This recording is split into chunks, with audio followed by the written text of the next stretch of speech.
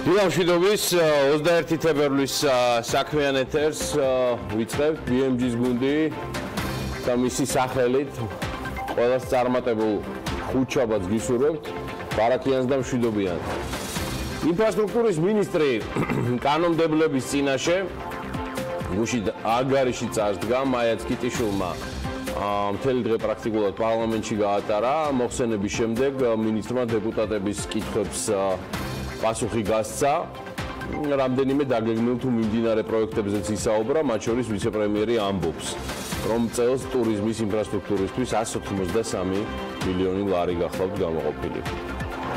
საგზაო ინფრასტრუქტურასთან ერთად მთავრობა რეგიონებში ოლიმპიური სტანდარტის აუზების მშენებლობის პროექტებს იწყებს რეგიონალური განვითარებისა და ინფრასტრუქტურის მინისტრის თქმით ასეთი აუზის და მულტიფუნქციური კომპლექსის მშენებლობა მაგალითისთვის უკვე მიმდინარეობს ფოთშიც. საქართველოში უშუქოდ დარჩენილ მთის სოფლებში ელექტროენერგიის მიღებას მზის პანელებით შეძლებენ მაიაც კიტიშვილის თქმით სოფლებში მზის პანელების დამონტაჟება 2019 წლებში მოხდება. ვიცე-პრემიერმა ასევე დეპუტატების კრიტიკის პასუხად განაცხადა პროექტებზე გამოყოფილი თანხების აუთვისებლობის შესახებ სპეციალურად საგანგებოდ მომზადებული გრაფიკები წარადგინა, ამბობენ ინფოგრაფიკებიც იყო, რომლის მიხედვითაც 10 წლიან ჭრილში ზრდა 40%-იანი გახდათ და პარლამენტში წარმოდგენილი პრეზენტაციების მიხედვით 2017-18 წლებშიც კი 20%-იანი ზრდა ფიქსირდება. მაიაც კიტიშვილს ასევე კითხეს, რა თქმა უნდა, ანაკლის პროექტთან დაკავშირებით კითხვის ავტორი საპარლამენტო უმრავლესობის წევრი მერაბ ქვარაია გახლავთ, რაზეც მას უპასუხეს, რომ პროექტის განხორციელებისთვის სამინისტრო ინვესტორ კომპანიასთან ერთად ყველა ვალდებულებას ასრულებს.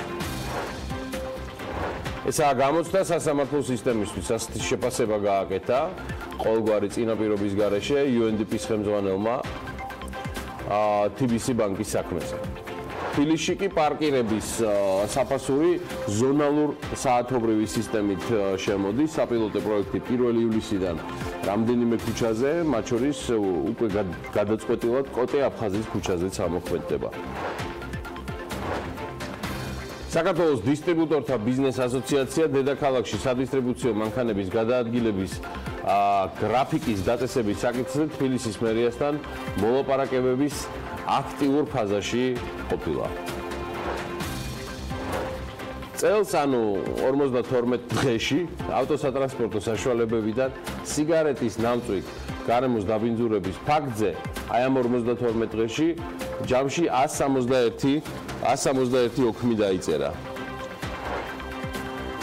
ქართული კომპანია სავი არაჩვეულებრივი გუნდი საკუთარ წარმომადგენლობას ლონდონში ხსნის, მე მათ წარმატებებს უსურვებ. მარიამ ქოიავაზე და სხვებზე კიდევ ბევრს გაიგებთ ჩვენი საქმიანი ეთერიდან. ისეთი პირის უჩანს.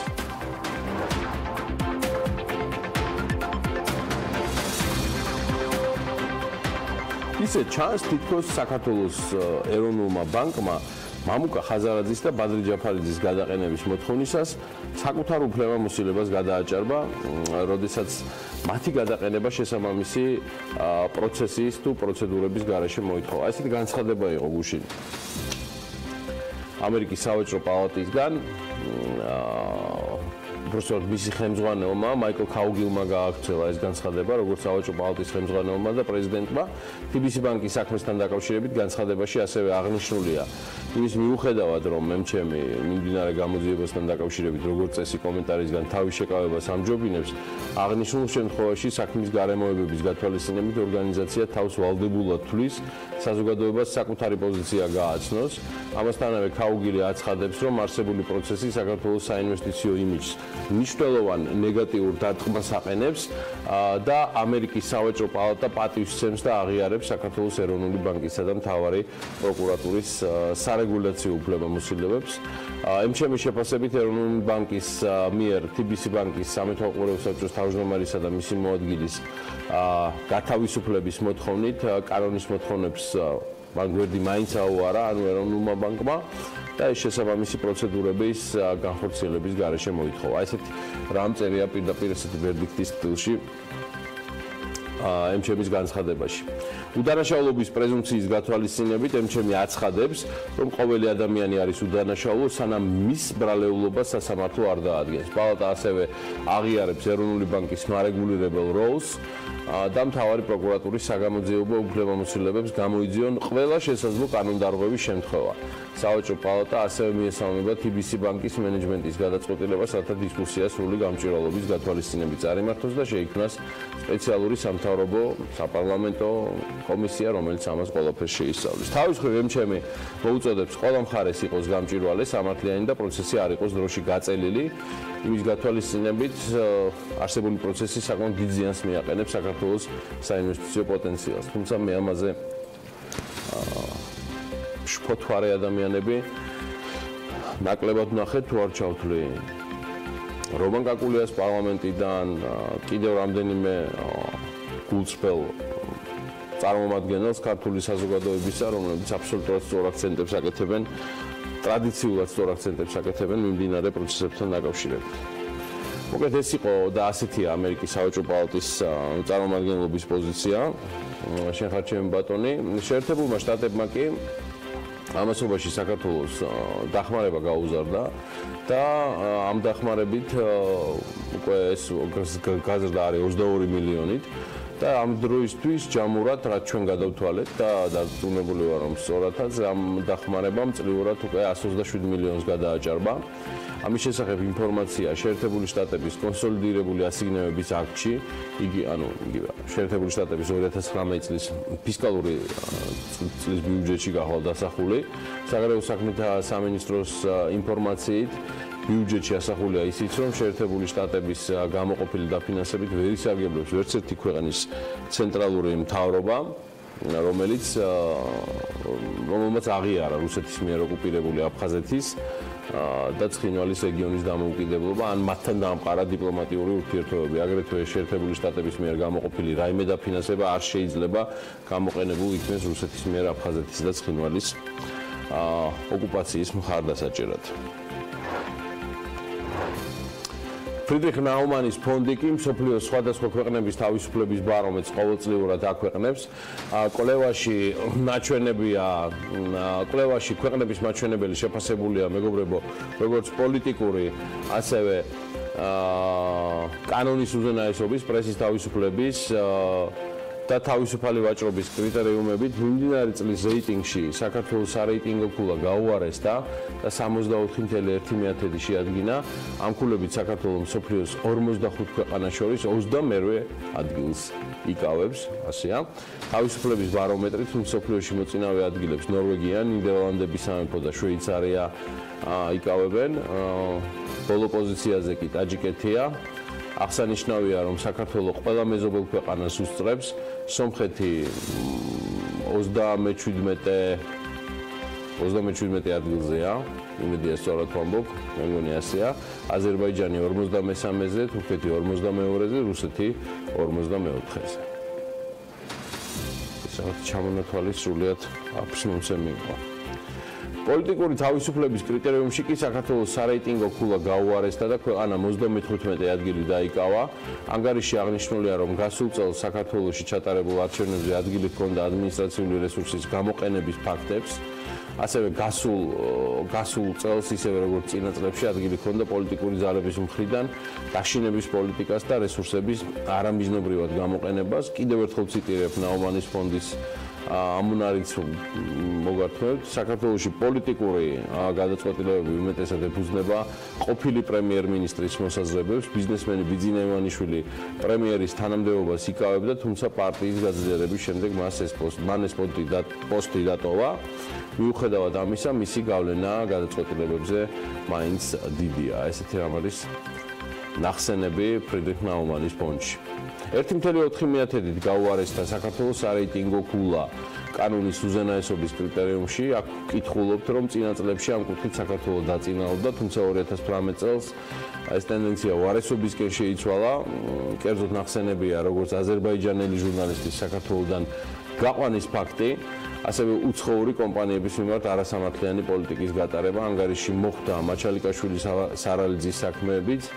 ამასთან აღნიშნულია, რომ 2017 წელს წარმოდგენილმა სასამართლო რეფორმამ ვენეციის კომისიის და ევროკავშირის მხრიდან კრიტიკა დაიმსახურა. ყველაზე დიდი კრიტიკა მოდის პროკურორებზე, რომლის მიმართაც ნდობა Freedom House-ის ანგარიშის მიხედვით მოსახლეობის მხოლოდ 13%-ს აქვს.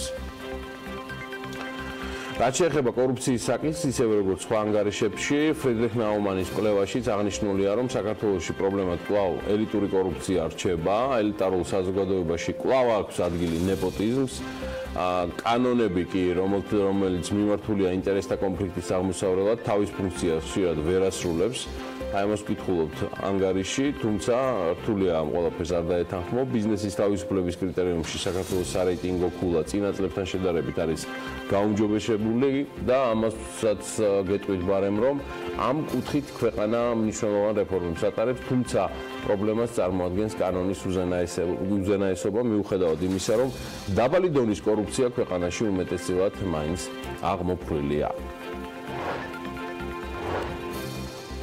გუშინ სხვადასხვა ანალაპიაშვილთან და ეკა ბაშარულთან ერთად გადაცემის მომზადების პარალელურად ტრადიციულად სხვადასხვა ვებ პორტალებს ადევნებით თვალყურს და ონჯიზე მორიგი საინტერესო მასალა აღმოვაჩინე, ამოვიკითხე. მანამ ვიდრე ინფლაციური პროცესების რეფინანსირების ეცხებით თითქმის 5-ჯერ შემცირებით ვახერხებთ უკიდე სხვა ქიმიით ლარის კურსის დაჭერას ეროვნული ბანკის მიერ ლამის ყოველმხრივი რეზერვების დაგროვების პოლიტიკის ფონზე. რეზერვების დაგროვებაზე ვამბობდი და ეხლაც ვადასტურებ, რომ ცალსახად და უპირობოდ უჭერთ ამ პროცესს მხარს. ამ პორტალმა ძალიან საინტერესო ანალიტიკა გამოაქვეყნა, რომელსაც ახლა შემოგთავაზებთ, იმ 5 რეგულაციის შესახებ, რომელმაც ცხოვრება საქართველოში ფაქტიურად გააძვირა და აგერ მათი საქმენი საგმენონის ჩამონათვალიც. პირველი ეს გახლავთ საბანკო რეგულაციები, რომელზეც უკვე ყველა საუბრობს, როგორც კი ის ზალაში შევიდა და როგორც კი ელემენტარულად მომხმარებელი, იქნება ის ჟურნალისტი, ხელოვანი, მნიშვნელობა არ აქვს. რიგითი მოქალაქე, რომელიც მოვიდა შეხებაში განმადების სისტემასთან, მას დახვდა ძალიან სერიოზული ბარიერები, ასე რომ პირველ ადგილზე საბანკო რეგულაციებია. მეორე ადგილზე საპენსიო რეფორმაა. კი ბატონო, ცალსახად, 1 იანვრიდან მოყოლებული ყველა მიგზნო ამ რეფორმას წოდებული პროცესის სიტკბო და სიამე, სააქციზო გადასახადი, მეოთხე ადგილზე გავიდა ავტომობილების ტექდათვალიერება და ტაქსების ლიცენზირება. მე ცხადია არ შევდივარ ამ წუთში ღრმა დისკუსიაში თემაზე, რამდენად იყო ან არ იყო საჭიროება ამ ცვლილებებისა, და არა რეფორმისა. რეფორმა სრულიად სხვა რამ არის, ვიდრე მარტივი ცვლილებები, რომლის მიხედვითაც ზოგიერთ შემთხვევაში რეგულატორმა და მთავრობამ უბრალოდ ერთდროულად რამდენიმე კურდღელი, ხოლო ცალკეულ შემთხვევაში კი მხოლოდ სამთავრობო თუ ვიწრო პარტიული კაპრიზების ან განახლებული ეკონომიკური ხედვების ცხოვრებაში გატარებით აისრულეს თავისი წილი, ქართული ოცნება. რასიზამ ასეა, თუმცა ჩემს მიერ ნახსენები ლარის კურსის თემა ბმაში რეფინანსირების ცეცხებთან და სხვა შესაძლო მოვლენებთან, რომელთა მხოლოდ ნაწილი არის ხილული იმ მიზეზების დასახელებისთვის, თუ როგორ ხერხდება, რომ ყველაზე პასიურ თვეებშიც კი ეროვნული ბანკი ახერხებს ინტერვენციებს ბაზარზე რეზერვების შესავსებად და კურსი მეტნაკლებად სტაბილურია. ალბათ აქაც სამთავრობო ექსპერტთა გუნდი ახლა გამოიშტობა და გვამცნობს ახალი ევროპულ-აზიური ეკონომიკური სასწაულის ან კავკასიური ეკონომიკური ლომების შესახებ. შეგიძლიათ ეს ჩემგან უფასოდ ეს თქვა საჩუქრად მიიღო და დაერქვა. თან აირტყათ ერთის და მეორეს თქვენთვის მომინდვია. ვერ გეტყვით, რამდენად არის პირდაპირ კავშირში პესიმისტები და ოპტიმისტები სხვადასხვანაირად აკეთებენ შეფასებებს, ექსპერტები კიდევ სხვა ფერებში დაგვიხატავენ და პოლიტიკოსები ხო საერთოდ დაინახავენ ანუ ვერ დაინახავენ პირდაპირ თუ ირიბ კორელაციას შემოღებულ რეგულაციებს და ჩემს მიერ ეხლა აი ამ წუთში გადმოცემულ ფაქტ შორის. მოკლედ, გასულ წელს საქართველოში მოქმედმა მიკროსაფინანსო ორგანიზაციებმა, შენ ხარ ჩემი ბატონი, 31 მილიონი ლარის მოგება მიიღეს, 31 მილიონ 100.000. ეს 100.000 ისე გამოვტოვეთ, თითქოს ბებიაჩემის დანატოვარი იყოს. მაგ 100.000 გისურვებთ ყველას, უკლებლივ, ვინც ახლა გვიყურებთ და გვისმენთ. ვინც არ გვიყურებს და არ გვისმენს იმათაც. მონაცემებს ეს 2017 წლის მონაცემებთან შედარებით კლება 13 მილიონ 400.000-ით და მისოების მოგება უკვე წლებია მცირდება და ეს ტრენდი მოსალოდნელიც იყო. საქართველოში მოქმედება მიკროსაფინანსო ორგანიზაციებმა 42.5 ლარის წმინდა მოგება მიიღეს, რაც ბოლო 6 წლის განმავლობაში ყველაზე დაბალი მაჩვენებელი გახდათ. და შესაბამისად შედარებისთვის აიაგერ 2016 წელს 151 მილიონი ლარი იყო, 2015-ში 124, 2014-ში 80 მილიონი ლარი, 2013-ში 62 მილიონი, ხოლო 2012-ში 50 მილიონი ლარამდე. მოკლედ, საქართველოში მოქმედი მიკროსაფინანსო ორგანიზაციების 1.1 მილიონი ლარზე მეტი სესხები აქვს გაცემული. აქედან ყველაზე დიდი წილი სამხმარებლო სესხებზე მოდის 337 მილიონი. და მსგავსი ტიპის სესხების რაოდენობა მისოების შემთხვევაში 101.253-ია. თითქმის 300 მილიონი ლარი მოდის ლომბარდებზე. მათ სების მონაცემებით 346.702 სესხი აქვს გაცემული. ეს არის დაზუსტებული ინფორმაცია, რაც ლომბარდებს აქვს გაცემული სესხების რაოდენობის სახით, ჯამური რაოდენობა. ბანკის მონაცემებით კი 2018 წლის ბოლოს საქართველოში 67 მიკროსაფინანსო ორგანიზაცია და 1020 ვალუტის გადამცვლელი პუნქტი გახლავთ. 2017 წლის შემდეგ მიკროსაფინანსოების რიცხვი შემცირებულია, თუმცა არც ისე დრამატულად, როგორც ეს მოსალოდნელი იყო. ის 8 ერთეულით, ხოლო ვალუტის გადამცვლელი პუნქტების რაოდენობა კი მთელი 106 ერთეულით შემცირდა. კიდე მოკლედ რამდენიმე სტატისტიკას გაგაცნობთ, ამას ყავს თავისი მუშტარი დილაობით და ჩვენ მათთვისაც ვმუშაობთ. პირველ რიგში, ისე როგორც თითოეული თქვენთაგანისთვის, მოკლედ 2019 წლის იანვარში სამრეწველო პროდუქციის მწარმოებელთა ფასების ინდექსი წინა თვესთან შედარებით 0.1%-ით გაიზარდა, ხოლო წინა წლის შესაბამის თვესთან შედარებით ინდექსის ზრდა 2.3%-ი შეადგინა. წინა თვესთან შედარებით ფასები 0.1%-ით გაიზარდა დამამუშავებელი მრეწველობის პროდუქციის ჯგუფზე და მისი წვლილი ინდექსის პროცენტული ცვლილების საერთო მაჩვენებელში 0.9%-ი პუნქტით განისაზღვრა. ჯგუფში შემავალი პროდუქტებიდან აღსანიშნავია ფასების ზრდა ცელულოზაზე, ქაღალდსა და ქაღალდის ნაწარმზე, ასევე კვების პროდუქტებზე, სასმელზე და თამბაქოზე.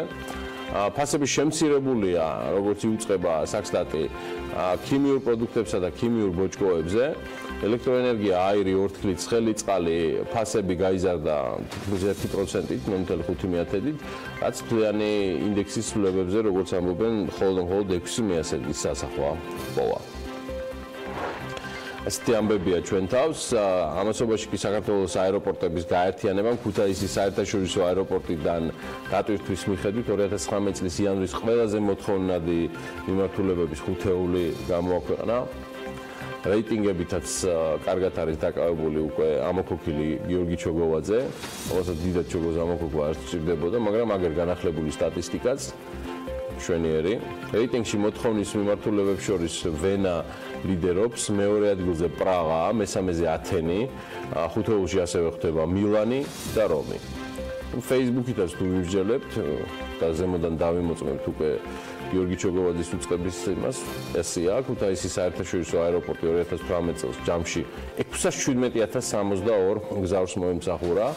ეს გასული წლის, ანუ 2017 წლის ანალოგიურ პერიოდთან შედარებით, მეგობრებო, 52.9%-იანი მატება. ეს ძალიან მნიშვნელოვანი ზრდა არის. ეგრეთ წოდებული low-costeris ოპერირება ამ აეროპორტში უდაოდ მნიშვნელოვანი კონტრიბუციაა ჩვენი სასტუმროსთვის, ისე უკაცრავად ჩვენი ტურიზმისთვის.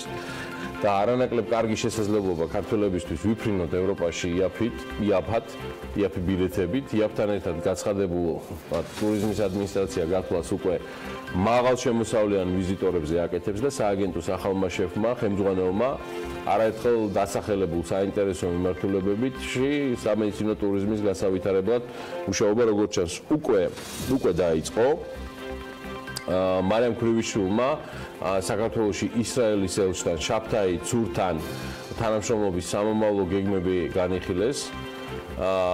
როგორც სამინისტროს პრესამსახური ავრცელებს ინფორმაციას გაცნობით შეხვედრაზე ორ ქვეყანას შორის ტურიზმის სფეროში თანამშრომლობის გარმოვების შესახებ შედგა საუბარი. მარიამ ქრივიშვილმა და შაბთაი ცურმა აღნიშნეს, რომ საქართველოს და ისრაელს ტურიზმის სფეროში თანამშრომლობის გაძლიერების დიდი შესაძლებლობა გააჩნიათ. შეხვედრებზე საუბარია ასევე შეეხო ახალი ტურისტული პროდუქტების, სამედიცინო ტურიზმის და ტურიზმის სფეროში ინვესტიციების მოზიდვას. სხვათა შორის, რახან შაბთაი ვახსენეთ, გასულ წელს ისრაელიდან საქართველოში 157,000 საერთაშორისო ვიზიტი შედგა, ეს 36%-იანი ზრდა არის. 2019 წლის იანვარში კი ისრაელიდან საქართველოში 112%-ით გაიზარდა საერთაშორისო ვიზიტების რაოდენობა. ხო და ეხლა ვიდრე სიახლეებზე გადავალთ, ბიზნეს სიახლეებზე გადავალთ, ჩვენ მსმაყურებელს მინდა გამოვეხმაუროთ, რომელმაც გუშინ კონკრეტული პრობლემების შესახებ Facebook-ზე მოგწერა და სავარაუდოდ ერთ-ერთია იმ დამსვენებელ ტურისტებს შორის, რომელთა შესახებაც სტატისტიკა იუწყება, რომ მათი რაოდენობა გასულ წელთან შედარებით არის 30%-ით გაზრდილი. სეზონი ბაკურიანში 28 დეკემბერს გაიხსნა და განსაკუთრებით მაღალი მოთხოვნა იანვრის თვეში იყო, რასაც მანქანებით გადატვირთული ბაკურიანის ქუჩების მრავალმხრივი ხედები ადასტურებდა. ზამთრის კურორტებისთვის სხვადასხვა დაზიანებები ექსტრემალური სპორტის გათვალისწინებით უცხო ნამდვილად არ არის, თუმცა სოციალურ ქსელში ბაკურიანის დამსვენებლები გამოჩნდნენ მრავალმხრივი პრეტენზიებით, რომლებიც ირწმუნებიან, რომ კურორტზე არსებულ საავადმყოფოს ელემენტარულად ტრავმატოლოგიც აყავს, რომლის გარეშეც ეს ექსტრემალური სპორტი მათ მიერ მხარდაჭერილი წარმოუდგენელია. მოდი უფრო მეტი დეტალი ვნახოთ ანუკა ჯოხაძის სიუჟეტში. ბაკურიანში 2019 წლის ზამთრის სეზონი 28 დეკემბერს გაიხსნა. კურორტმა წელს განსაკუთრებით დიდი რაოდენობის დამსვენებელს უმასპინძლა. ბაკურიანის ტურიზმის საინფორმაციო ცენტრის იანვრისთვის მონაცემებით კურორტს 50,000-მდე ტურისტი ესტუმრა.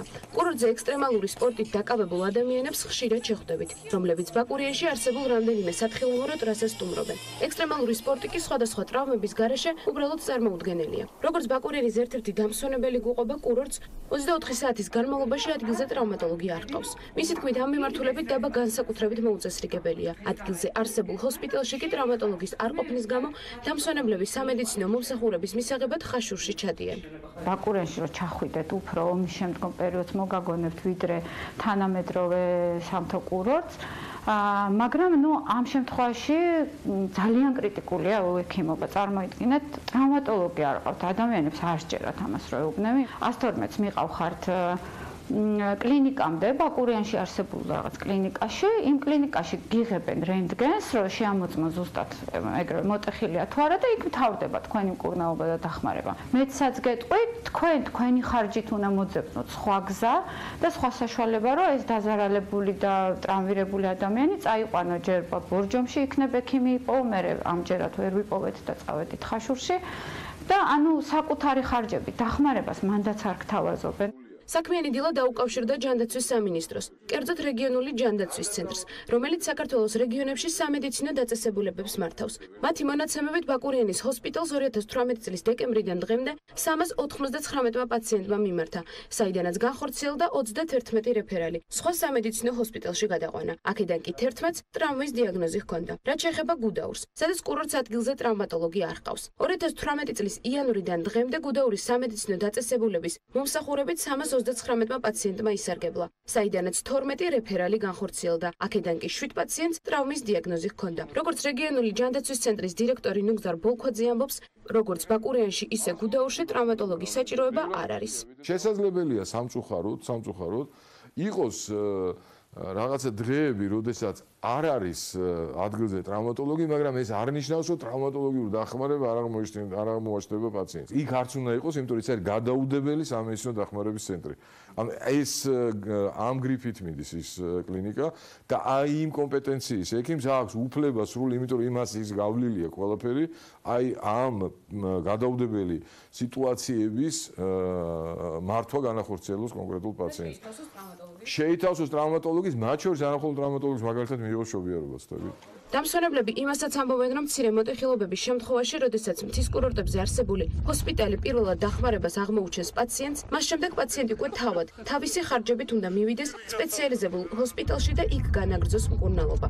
რეგიონული ჯანდაცვის ცენტრს ჩვენ ამ კითხვითაც მივმართეთ. მათი თქმით, რეფერალურ სამსახურს პაციენტი სპეციალიზებულ კლინიკაში მხოლოდ მძიმე დაზიანებების მიღების შემთხვევაში გადაჰყავს.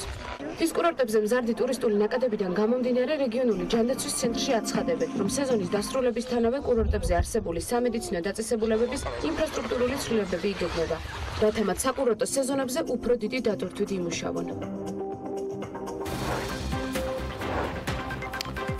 თბილისის მერია უკანონოდ მითვისებულ მიწებზე არსებულ შენობა ნაგებობების დემონტაჟს განახორციელებს.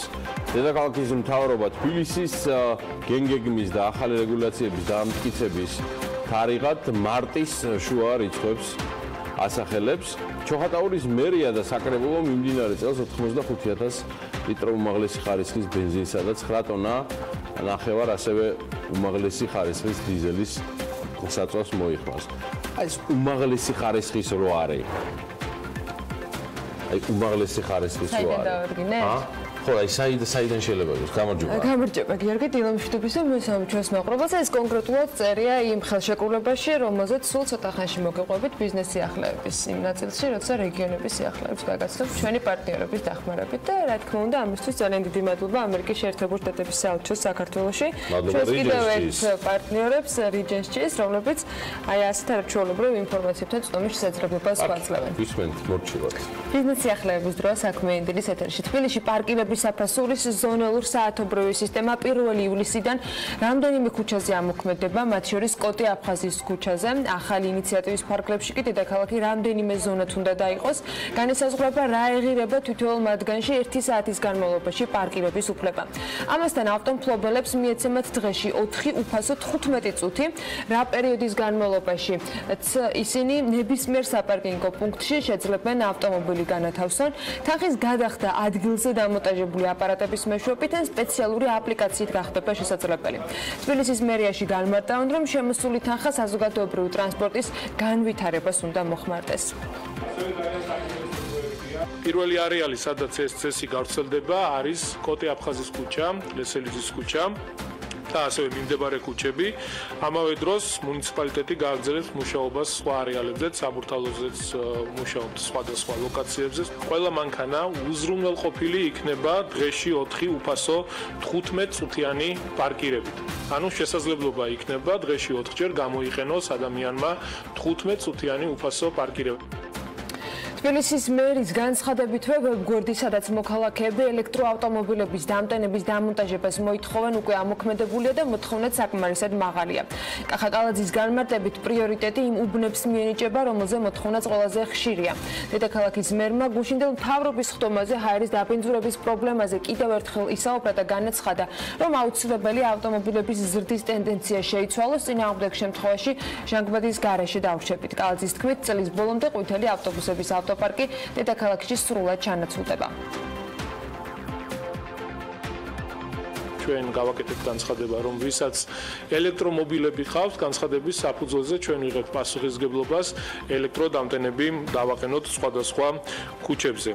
როგორც გითხარით, უპირატესად იმ ადგილებში დამონტაჟდება ელექტროდამტენები, რომელთა შესახებაც უფრო მეტი მოთხოვნა შემოვა, ანუ პრიორიტეტების მიხედვით იქნება განსაზღვრული. დღეის მდგომარეობით 40-მდე განცხადება არის შემოსული. და უახლოეს მომავალში უკვე დავიწყებთ ამ დამტენების დაყენებას. 2 კვირის ვადაში გამოვაცხადებთ კონკურსს. კიდევ ერთი თემა, რაზეც გუშინ ყურადღება გამახვილდა, ეს თბილისის მუნიციპალური ინსპექციის მიერ მიწების უკანონოდ მითვისების ფაქტების გამოვლენა იყო. კალაძემ თბილისის მუნიციპალიტეტის მთავრობის ხდომაზე აღნიშნა, რომ კონკრეტულ ტერიტორიებზე ტრანსში უკვე გათხრილი იყო, რაზეც დროული რეაგირება მოხდა. თბილისის მერი აღნიშნავს, რომ გამოცხადებულია ტენდერი და უახლოეს მომავალში გამოიკვეთება კომპანია, რომელიც მსგავსი უკანონო ფაქტების აღკვეთის შემდეგ შესაბამის სადემონტაჟო სამუშაოებს ჩაატარებს. თქვენ ხედავთ ფოტომასალას, სადაც გათხრილი იყო უკვე ტრანშები იმისთვის, რომ საძირკველი ჩაესხათ და შემდეგ ხდება ამ მიწების ასე ვთქვათ, ელოდებიან, გადის გარკვეული დრო, გარკვეული წლები და ცდილობენ შემდეგ დაკანონებას.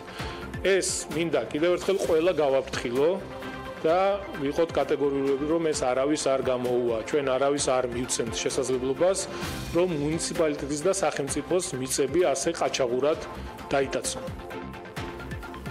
თბილისის მერის მოადგილის მაია ბითაძის განცხადებით კი თბილისის გენერალური გეგმა სავარაუდოდ მარტის შუა რიცხვებში დამტკიცდება. ამასთან დაკავშირებით კახაკალაძესთან ერთად და მერის სხვა მოადგილებთან ერთად მან Facebook Live-ში ისაუბრა. როგორც მაია ბითაძე ამბობს, საკრებულოსთან შეთანხმება ამ საკითხზე უკვე არსებობს და ერთი კვირიდან დაახლოებით 10 დღის ვადაში, როგორც გეგმის საბოლოო ვერსიას, ასევე რეგულაციებს, რაც დაანონსებულია კოეფიციენტებთან დაკავშირებით, საკრებულოში დააბრუნებენ, სადღაც მარტის შუა რიცხვებში კი ეს ყველაფერი დამტკიცდება. მაია ბითაძის კიდევ ერთ განცხადებას, რომელიც სადისტრიბუციო მანქანების გრაფიკით გადაადგილებას გულისხმობს, საქართველოს დისტრიბუტორთა ბიზნეს ასოციაცია გუშინ გამოეხმაურა. BMG-ის ასოციაციის ხელმძღვანელმა ივაჭყონიამ უთხრა, რომ კერძო სექტორი მერის მიერ ახალი სატრანსპორტო სქემის წარმოქმნას ელოდება, რის შემდეგაც სადისტრიბუციო მანქანების გადაადგილებაზე შეზღუდვები დაწესდება.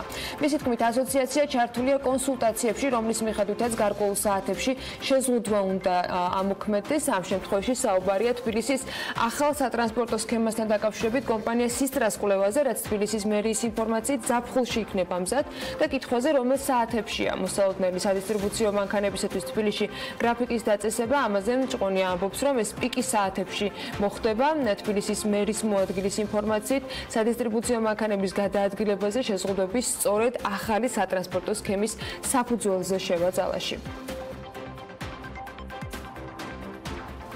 პირველი იანვრიდან დღემდე ნარჩენების მართვის კოდექსის დარღვევის 305 ფაქტია გამოვლენილი. გარემოს დაცვის ზედამხედველობის დეპარტამენტის ინფორმაციით, ამავე პერიოდში ავტოსატრანსპორტო საშუალებიდან სიგარეტის ნამწვით გარემოს დაბინძურების დარღვევის ფაქტზე ადმინისტრაციული სამართალდარღვევის 161 ოქმი შედგა, ხოლო მასალების შემდგომი განხილვისათვის შესაბამის რაიონულ სასამართლოებში გადაიგზავნა. 2 კილოგრამამდე მუნიციპალური ნარჩენით გარემოს დანაგვიანება 80 ლარის ოდენობით საჯარიმო სანქციას ითვალისწინებს. იგივე ქმედება უკვე ჩადენილი ავტოსატრანსპორტო საშუალებიდან 120 ლარით ჯარიმდება. ყაზახეთი, ინდონეზია, განა და პაკისტანი ეს იმ ქვეყნების არასრული ჩამონათვალია, რომელთა შეიარაღებაში შესაძლოა ქართული წარმოების სამხედრო ტექნიკა უახლოეს მომავალში ვიხილოთ. პოტენციურ დამკვეთებს საერთაშორისო გამოფენა IDEX 2019-ის ფარგლებში თავდაცვის მინისტრის მოადგილე გიორგი ბუთხუზი და დელტას წარმომადგენლობა შეხვდა. IDEX 2019-ზე წარმოდგენილი იყო სახმელეთო, საზღვაო და საჰაერო თავდაცვითი მრეწველობის სრული სპექტრი. დელტამ ქართული წარმოების შეიარაღების ნიმუშები წარადგინა. აჭარის ტურიზმის დეპარტამენტმა კი გიდების კიდევ ერთი პრაქტიკული სახელმძღვანელო დაბეჭდა ღვინის მეგზური, ასე ჰქვია წიგნს, რომელიც მეღვინეობით დაინტერესებული ადამიანების და გიდებისთვის სამაგიდო სახელმძღვანელო უნდა გახდეს. წიგნში თავმოყრილია ყველა საჭირო ინფორმაცია ქართული ბაზის და ღვინის ისტორიის, ღვინის დაყენების, ტექნოლოგიის, ქართული ბაზის ჯიშების, კანონმდებლობის და ასე შემდეგ ყველა მიმართულებით არსებული და საინტერესო ინფორმაციით.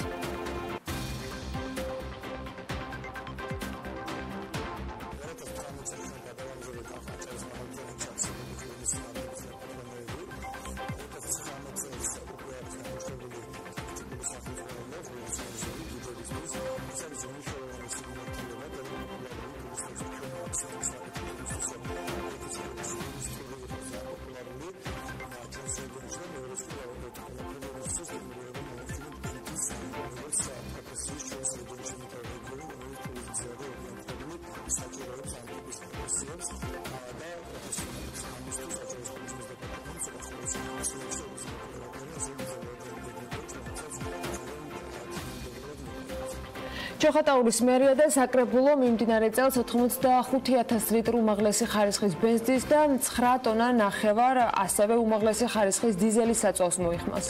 ეს ინფორმაცია გურის მოაპემ ჩოხატაურის მერს ირაკლი კუჭაოსა და ბენზინგასამართი სადგურების ქსელს, რომ პეტროლს შორის გაფორმებული ხელშეკრულებიდან შეიტყო.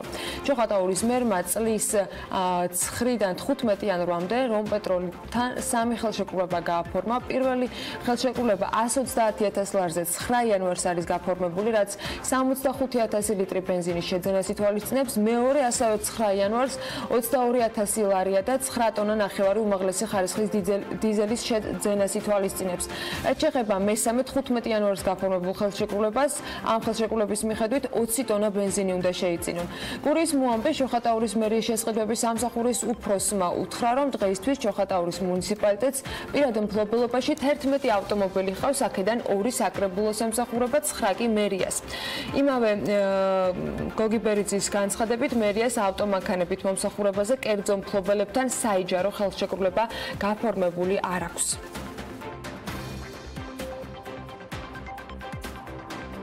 ახტალაზე სარეაბილიტაციო სამუშაოების პირველი ეტაპი დაიწყო. ამჟამად ძველი შენობების დემონტაჟი მიმდინარეობს. კურორტის ადმინისტრაციის ინფორმაციით, ზაფხულში ასევე ახალი სანატორიუმის, სასტუმროსა და სააბაზანო განყოფილებების მშენებლობაა დაგეგმილი. ელექტრონული აუქციონი 2018 წლის ივნისში ჩატარდა და კურორტი კომპანია Global Victor Georgia შეიზღიდა. აუქციონის პირობის თანახმად მყიდველმა ახტალაზე 120 ნომრიანი სასტუმრო კომპლექსი უნდა მოაწყოს და არანაკლებ 12 მილიონი ლარის ინვესტიცია განახორციელოს.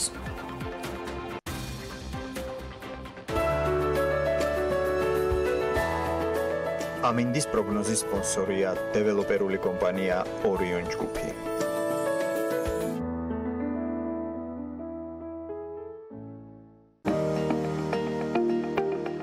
ამინდის პროგნოზის სპონსორია სადაზღვევო კომპანია უნისონი.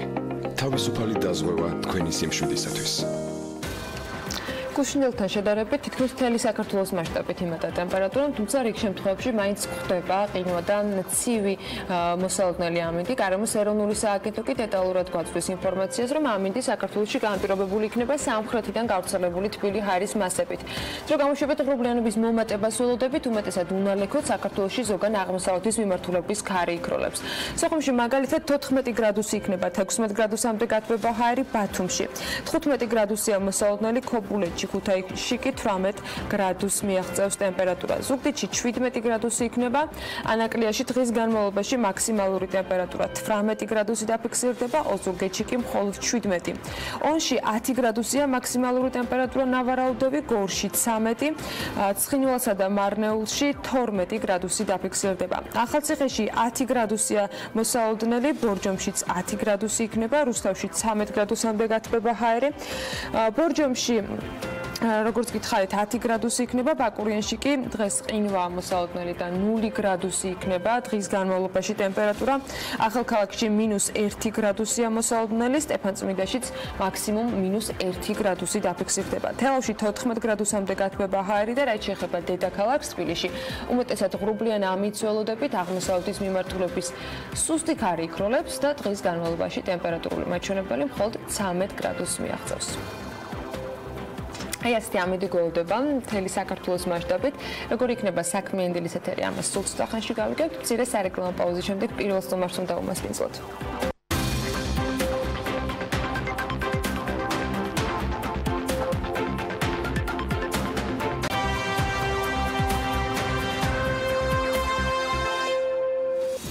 საპრეზიდენტო ბიბლიოთეკაში 25 თებერვალს საჯარო მეტყველების ინგლისურენოვანი კონკურსი გაიმართება. ორგანიზატორები ამბობენ, რომ ასეთი კონკურსით ინგლისური ენის სწავლის და გამოყენების ხელშეწყობას ცდილობენ და ეს შესაძლებლობა უზრუნველყოფს სტუდენტებმა ის ძირითადი უნარები გამოიმუშაონ, რომლებიც სამომავლოდ მათთვის მნიშვნელოვანი იქნება. როგორ და ვისთვის არის ეს კონკურსი, ვის შეუძლია მონაწილეობის მიღება და ასე შემდეგ. ყველა დეტალს ახლა ჩვენი სტუმრისგან შევიტყობთ. ვერიკო კაიშაური, ელსისის საერთაშორისო უნივერსიტეტის ადმინისტრაციული კონსული გვერდება საქმიანი დილის ეთერში. ვერიკო, დილა მშვიდობისა, მოგესალმებით.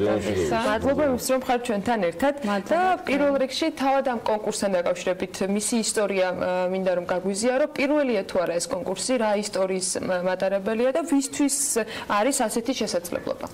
დიახ, 22 წლის განმავლობაში თვითონ ლიტვაში ტარდებოდა ეს კონკურსი. ჩვენი უნივერსიტეტი მოგეხსენებათ ლიტვაში მდებარეობს, ელსისის საერთაშორისო უნივერსიტეტი. საბოლოოდ 10 წლის წინ უკვე დავიწყეთ სხვადასხვა ქვეყნებშიც გატანა. 5 წელია უკვე, ეს მე-5 წელია, რაც საქართველოში ტარდება. ეს წელი ჩვენთვის არის ძალიან მნიშვნელოვანი, იმიტომ რომ ასევე აღინიშნება ის ფაქტიც, რომ საქართველოსთან უკვე 5 წლიანი ურთიერთობა გვაქვს. ამ ყველაფერს საქართველოში ლიტვის საელჩო და ლიტვაში საქართველოს საელჩო ძალიან უჭერს მხარს, ასე რომ ეს ერთობლივი კოოპერაციით ძალიან წარმატებულად ტარდებოდა და ძალიან დიდი იმედი გვაქვს, რომ ასევე ჩატარდება წლევანდელი და შემდეგი წლების კონკურსებიც. რა საკის მოსწავლეებისთვის არის და რა ფორმატით არის ეს კონკურსი? დიახ. მე-10, მე-11, მე-12 კლასელებს აქვთ ძირითადად უფლება რომ მიიღონ ამ კონკურსში მონაწილეობა, მაგრამ როგორც სტატისტიკურად ვნახეთ, მე-11, მე-12 კლასელები იღებენ ხოლმე ძირითადად უფრო მე-12 კლასელები მონაწილეობას. წელს დარეგისტრირებული ყავს 45 მონაწილე დაახლოებით, ყოველწლიურად 40-45 ადამიანი იღებს მონაწილეობას. კონკურსის პირველი ეტაპი ტარდება დაახლოებით 10-დან 12 საათამდე, 10 საათზე არის გახსნა კონკურსის. მონაწილეები დაყოფილი ყავს 3 ჯგუფად, 3 სხვადასხვა ოთახში, თითო ჯგუფს ყავს 3, ასე ვთქვათ, ჟიურის წევრი, რომლებიც საბოლოოდ იღებენ გადაწყვეტილებას, მეორე ტურში ვინ გადავა, მეორე ტური იმართება 12 საათის შემდეგ ადგილზევე და შემდეგ გამარჯვებული მიყვავს ლიტვაში, სადაც ჩატარდება უკვე ფინალური კონკურსი. როგორც თემატური არის ხოლმე ეს კონკურსები და წლევანდელი თემაც ცნობილია. მე მაინტერესებს წლევანდელი თემა, მაგით მინდოდა რომ ვთქვათ. და რამდენად არის ეს ყველაფერი, ანუ როგორ იღება გადაწყვეტილება თემასთან დაკავშირებით, ანუ ეტუას მხარე როგორ არის ჩართული, ყველაფერში აი ეს დეტალები მაინტერესებს. თემის შედგენა იწყება სექტემბრიდან. წელს სრულიად ჩემი ორგანიზებულია მთელი კონკურსი, ასე რომ ჩვენი როგორც admissions-ის მხარე და სხვადასხვა დეპარტამენტები უნივერსიტეტში ერთად თანამონაწილეობთ იმისთვის, რომ შევქმნათ თემა. წელს ინგლისურენის დეპარტამენტის თანამონაწილეობით შეიქმნა და კონკურსის სათაურია Dare to think for yourself. ამის მთავარი მიზანი იყო ის, რომ ჩვენი მონაწილეებისთვის მიგვეცა უსაფრთხო სივრცე, სადაც ისინი შეძლებდნენ თავისი ინდივიდუალურობის გამოხატვას და რაც გადავხედეთ უკვე თემის სათაურებს, თვითონ თემის წაკითხვის უფლება მე პირადად არ მაქვს, მაგრამ სათაურებიდან გამომდინარე უკვე ვხედავ, რომ ძალიან ისეთი წარმატებული და საინტერესოდ მოაზროვნე ახალგაზრდობა მოდის. თუმცა შეიძლება და სხვა თემა შერჩეულიყო, ხო? რა თქმა უნდა, შეიძლება ეს უბრალოდ ყოველწლიურად იცვლება თემა, რა თქმა უნდა, ყოველწლიურად სხვადასხვა დეპარტამენტთან თანამშრომლობთ და აქედან გამომდინარე იქნება თემაც. არის თუ არა, ანა უკაცრავად, ეს ყველაფერი ანალოგიდან გამომდინარე, ვერიკო, რომელიმე კონკრეტული კონკურსის პლატფორმაზე, ამ შემთხვევაში, როგორ გითხრა, მორგებული, ანალოგად აღებული, ბიმული თუ სრულიად უნიკალურია? ეს უნიკალური კონკურსია, როგორც მოგახსენეთ 22 წლის წინ შეიქმნა თვითონ ლიტვაში, ჩვენი უნივერსიტეტი ლიტვის მასშტაბით ატარებდა ამ კონკურსს უკვე ძალიან დიდი ხანი და შემდეგ მოხდა ამ კონკურსის საზღვარგარეთ გატანას, რომ ეს არის შექმნილი ჩვენს მიერ, ეს არის უნიკალური კონკურსი და თვითონ სტრუქტურაც არის შესაბამისად ჩვენს მიერ შექმნილი. თქვენ ახსენეთ, რომ 3 სხვადასხვა ოთახში გამომცდელები იქნებიან, 3 ვინ არიან ეს გამომცდელები და რა კრიტერიუმები დგება? თქვენ ისიც თქვით, რომ თემები არის უკვე წარმოდგენილი. ამ თემის პრეზენტირება როგორ ხდება? რამდენი ხნით ადრე ადგენენ თემის შინაარსს და როგორი სტრუქტურით მიმდინარეობს კონკურსი? ამ 45 მონაწილიდან თვითონმა მათგანმა როდის დაწერა ეს თემა, როდის წარმოადგინა და რას ნიშნავს თვითონ უკვე პრეზენტაციის დღეს მათი გამოსვლა, რა ფორმით ხდება და ვინ აფასებს? ჩვენ შემფასებლები გვყავს სხვადასხვა ორგანიზაციებიდან, გვყავს საქართველოში რამდენიმე უნივერსიტეტის ლექტორები, ასევე გვყავს ამერიკული საბჭოების წარმომადგენლები, ასევე Flexis ალუმნის კოორდინატორი, ასე რომ ადამიანები, რომლებმაც ნამდვილად იციან რა არის საჯარო მეტყველება, ნამდვილად იციან როგორ შეაფასონ ეს მონაწილეები. რაც შეეხება თვითონ კონკურსი კონკურსში მონაწილემ უნდა ილაპარაკოს 4-დან 5 წუთამდე, ყოველთვის მოუწოდებთ ხოლმე 4 წუთნახევარი ეს ოქროს შუალედია და რაღაც დაიცვან, ასე ვთქვათ. პირველ ტურშიც და მეორე ტურშიც ზუსტად იგივე თემით წარსდგებიან, უბრალოდ პირველ ტურში ხდება გადარჩევა და შემდეგ მეორე ტური არის უფრო მკაცრი შეფასება. რაც შეეხება შეფასების კრიტერიუმებს, გვაქვს ასეთი guidelines-ი, სადაც არის ჩამოწერილი, ვთქვათ, როგორ დგას მონაწილე, როგორ მეტყველებს, ხმა რამდენად კარგად ისმის, როგორ გამოთქვავს სიტყვებს. ვაფასებთ მოკლედ ყველა სხვადასხვა კრიტერიუმით და შემდეგ უკვე გამარჯვებულსაც იმავე დღესვე გამოვავლენთ. მე ძალიან მინდა რომ ჩვენი საუბრის ბოლოს მაყურებელმა იცოდეს მეტი თვითონ LCC-სთან დაკავშირებით. იმიტომ რომ მას ასევე სრულიად უნიკალური ტრადიციები აქვს, გამომდინარე იქიდან რომ ვემზადებოდი ამ ყველაფრისთვის და ვიცი, თქვა წარმატებები, რომელიც რაღაცა ერთგვარად მაინც პირველი მერცხლები იყავით, ქართველები იქ ამ ყველაფრისა, მაგრამ ეს უნივერსიტეტი, რომლის ადმინისტრაციული კონსულის ბრძანდები საჭიროებს და როგორ თქვა, დამსახურებულად ღირსია, ასე ვთქვათ, რომ ცოტა მეტი ვთქვათ მის შესახებ იმ ნეტვორკინგზე, სრულიად უნიკალურზე, რომელსაც ქმნის რეგიონალური მასშტაბით. კი, ბატონო. უნივერსიტეტზე რომ გითხრათ, მოკლედ უკვე 27 წელია ეს უნივერსიტეტი ლიტვაში არსებობს და არის და კანადელებისა და ამერიკელების თანამონაწილეობით და მთავარი მიზანი იყო ამ უნივერსიტეტის დაარსებისა, რომ პოსტსაბჭოთა ქვეყნებში შემოეტანათ დასავლური განათლების სისტემა. გვაქვს უნიკალური განათლების სისტემა, თვითონ ვართ სრულიად ამერიკული უნივერსიტეტი, მაგრამ ვართ ლიტვაში. ეს სტრატეგიულად გათვლილი ადგილი იყო იმისთვის, რომ ჩვენს გათვლილ კონტინგენტს ადვილად შესძლებოდა რომ ჩამოსულიყო ლიტვაში. თვითონ სწავლის სისტემა არის liberal arts education. საქართველოში ერთ უნივერსიტეტს აქვს მსგავსი სისტემა, როგორც ვიცი. მაგრამ ესე თუნდაც ევროპაშიც ბევრი უნივერსიტეტში არ არის გავრცელებული. ჩვენს სტუდენტებს ვაძლევთ იმის საშუალებას, რომ პირველი წლის განმავლობაში ისწავლონ general electives, ასე ქვია. და შემდეგ უკვე მეორე წლიდან აირჩიონ რაზე უნდათ კონცენტრაცია მოახდინონ. ჩვენ ვცდილობთ უნივერსიტეტში რომ შევქმნათ ასე ვთქვათ ლიდერები, ჩამოვაყალიბოთ პიროვნებები, რომლებიც საბოლოოდ შეძლებენ თავიანთ მშობლიურ ქვეყნებს დაუბრუნდნენ და ძალიან წარმატებულად იმოღვაწეონ. ყავს 53 ქვეყანა ამჯერად წარმოდგენილი უნივერსიტეტში. აი. როდიდან დასაბამი. ამიტომ ჯერა რომ ვერიკო კაიშაური, რომელიც LCC-ის საერთაშორისო უნივერსიტეტის ადმინისტრაციული კონსული გახლავთ, მინდა ეს სახელი და გვარიც დაიმახსოვროთ. ის ძალიან მნიშვნელოვანი სიტყვას იტყვის და რასაც ეს სიტყვა უნდა იყოს გაგონილი და სასარგებლო მის სამშობლოსთვისაც. ჯერ ის დისტანციაზე შრომობს თავისი სამშობლოსთვის, მაგრამ მე დარწმუნებული ვარ, რომ ესეც იქნება რაღაც საოცარი კონტრიბუცია ჩვენი ქვეყნის უკეთესი მომავლისთვის. მადლობა მას, მადლობა მის ოჯახს, ყველაფრისთვის, რაც ამ ქვეყნისთვის კეთდება. ჩვენ გავალთ რეკლამაზე, გავაცილებთ ვერიკოსთან. არა, ვიდრე რეკლამაზე გავალთ და სტუმარს გავაცილებთ. სარეკლამო პაუზამდე სალმე ჭიპაშვილმა დღეს ძალიან საინტერესო ერთგვარი რუბრიკის რაიმენაირად რა, თორე ის ბადა არ ჩამიშვებს ქვევით. ეს რა ვქენი. თავით უმეტეს თემაზე, რომელიც ახლა ჩვენს მაყურებელს დაასრულებდა, ძალიან დაინტერესებს. ერთგვარ რუბრიკას ხსნით და იმ 10,000 ბედნიერი არქელიდან ერთ-ერთი უნდა გავიცნოთ, რომლებიც დღეს საქართველოში არიან. როგორია საქმიანი დილისთვის გადაღებული პირველი არქელის ისტორია და როგორ აისახება ერთ-ერთი უმსხვილესი კომპანიის უმთავრესი გამოწვევა იზრუნულ მობინადრეებზე კონკრეტულ ადამიანზე. ამჯერად არქიმუხიანის პროექტის ერთ-ერთ მაგალითზე გაჩვენებთ.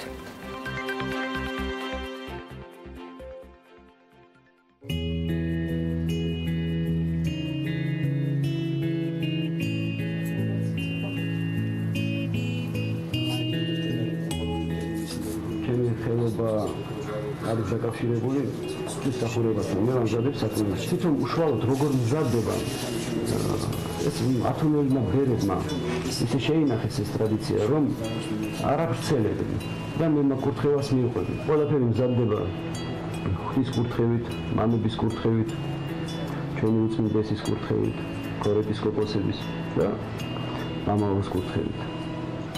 ლოცვით და ღვთის მადლით. ესე რომ ვთქვათ, ხელობა მიყვარს, ხელოვნება მიყვარს, ხედვა და აი ხიშეწენი მაგით კიდე გზას არ ვკარგავ. მეორე ძალიან მიხმარება გვერდში მიდრას ბავშვებით.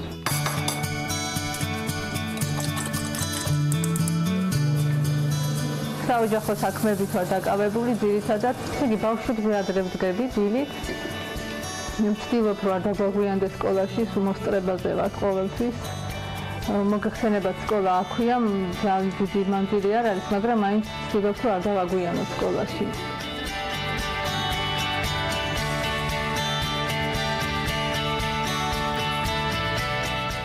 როდესაც თავისუფალი დრო მაქვს, ხელსაქმით ვარ დაკავებული. ქსოვა დავიწყე თითქმის ბავშვობიდან. დედაჩემ მასწავლა ქსოვა, მამებისთვის ვამზადებ, ბერებისთვის ვამზადებ ქუდებს. კიდევ ვერების შესამოსელს ვკერავ და ათონის თვალზე მეუღლის დახმარებით ვაგზავნით. სამი თვია, რაც არ ქიმუხიანი ორში გადმოვედით, საცხოვრებლად გავფართოვდით, ვიწროთ ცხოვრობდით მანამდე ისევ მუხიანში. ინტერიერზე მე ვიზრუნე ყველაფერი, რაც ეს სამზარეულოდ შემგემოვნებაზე მოვაწყე. რა მყუდროთ მეგრძნო თავი. ძალიან გვიხარია რომ გადმოვედით ახალ სახლში, რადგან ჩვენი ოთახიც გვაქვს. ჩვენი ოთახი მოგწონს ძალიან და ჩვენ დედასაც დავეხმარეთ მის მოწყობაში. ჩვენ რადგან გვაქვს ოთახი უკვე შეგვიძლია მეგობრებთან ერთად გართობა და თამაში. ერთ-ერთი სანდო კომპანია სამშენებლო კომპანიებს შორის ძალიან მადლობლები ვართ არქის, ესეთი მყუდრობინა რომ აგვიშენეს. თვითონ ვიზუალური მხარეც მოგწონს კორპუსის, ადგილმდებარეობაც. გარემოც ისეთია, კორპუსთან არის ახლოს ეს სკვერი და პრაქტიკულია ჩვენთვის არ მეშინია თქვა ბავშვები რო ეზოში გამოუშვა, ვაკონტროლებ აივნიდან. და მისაღებია რა ეს ჩემთვის ეს გარემოც და ძალიან მოგწონს.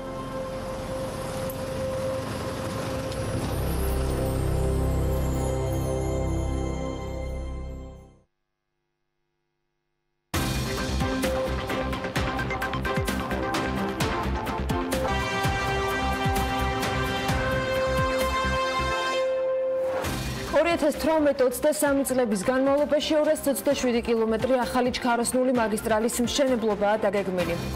ცენტრპოინტის მშენებლებს ემკვადრატი აღარ გადაიბარებს. ბიზნესამბების ინფორმაციით გაზაფხულიდან იქნება შესაძლებლობა ბიზნეს სასამართლო მეგობრის სერვისი შესთავაზონ. მინისტრის საათის ფორმატში საქართველოს რეგიონული განვითარებისა და ინფრასტრუქტურის მინისტრმა მაია ცქიტიშვილმა პარლამენტში გამოსვლისას გუშინ ჩქაროსნული ავტომაგისტრალის მშენებლობის პროცესზე ისაუბრა. ვიცე-პრემიერმა აღნიშნა, რომ ყველაზე მეტ ყურადღებას იპყრობს და ყველაზე მეტი ინვესტიცია საგზაო ინფრასტრუქტურაში იდება.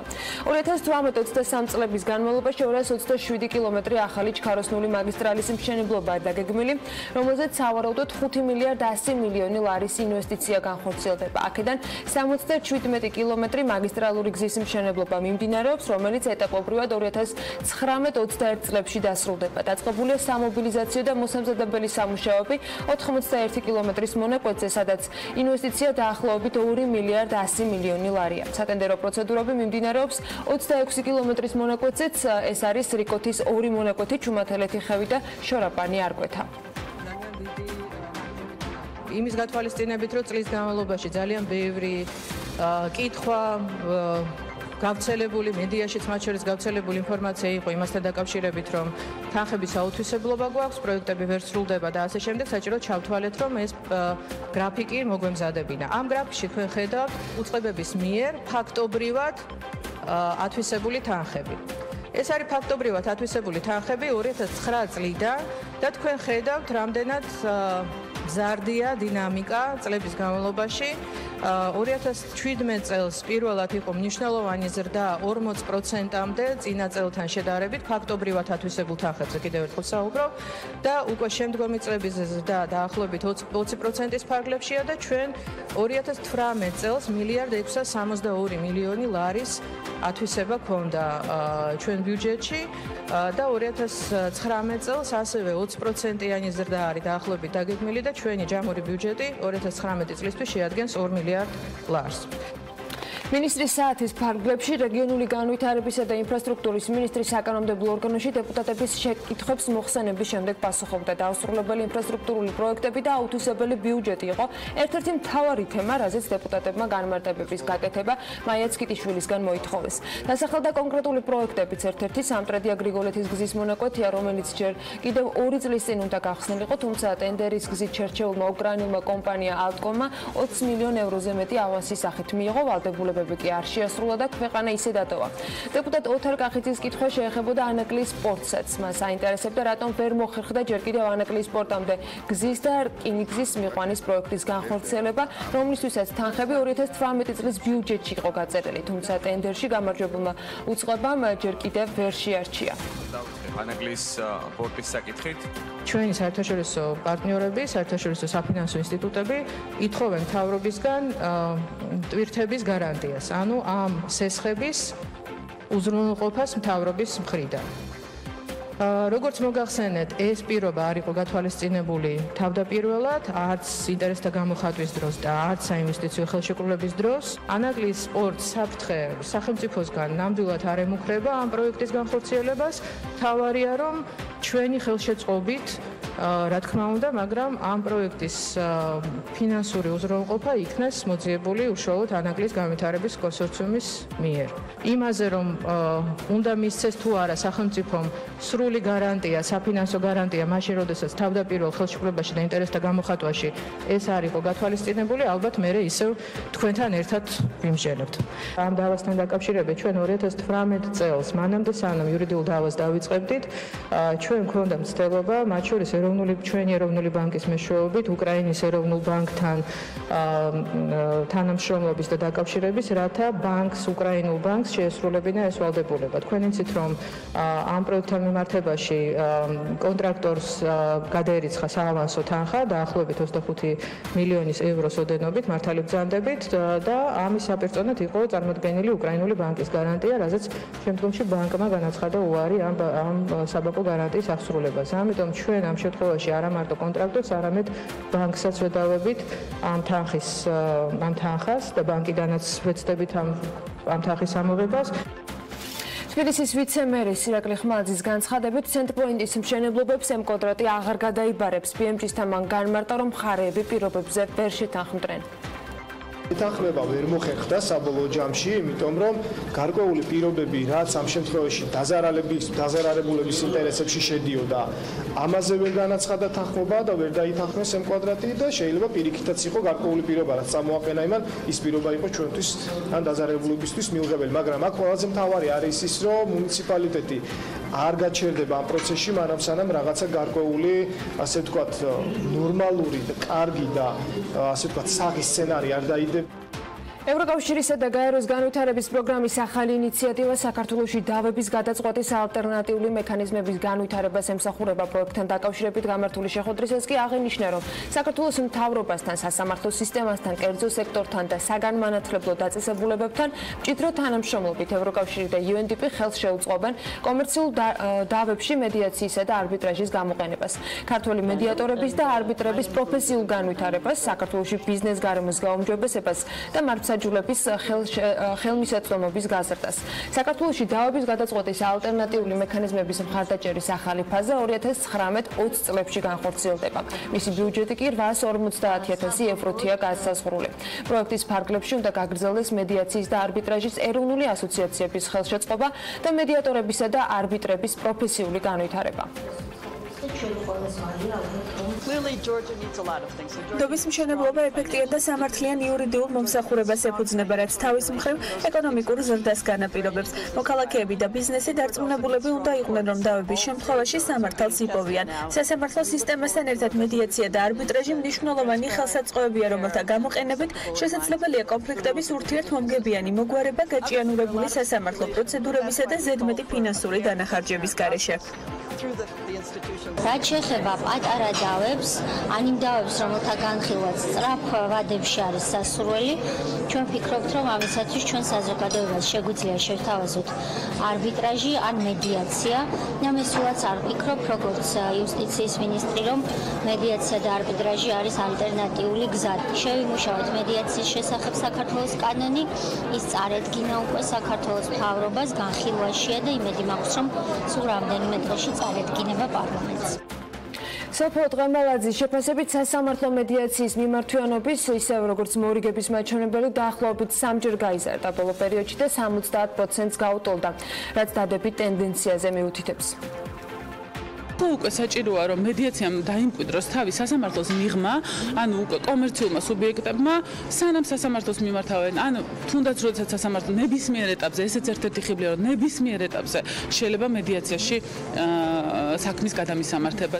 ავტორიტეტული არბიტრაჟის არსებობა ქვეყანაში განაპირობებს ინვესტორების უფრო მეტ ნდობას და ამ კუთხით ჩვენ მივესალმებით პარიზის საარბიტრაჟო სასამართლოსთან მემორანდუმს, რომლის მიხედვითაც უნდა მოხდეს ქვეყანაში აი ამ საარბიტრაჟო ცენტრის შექმნა. ჩვენ ამ კუთხით თავის შინაარსით ბიზნესამბების ინსტიტუტი არის მედიაციის მატარებელი.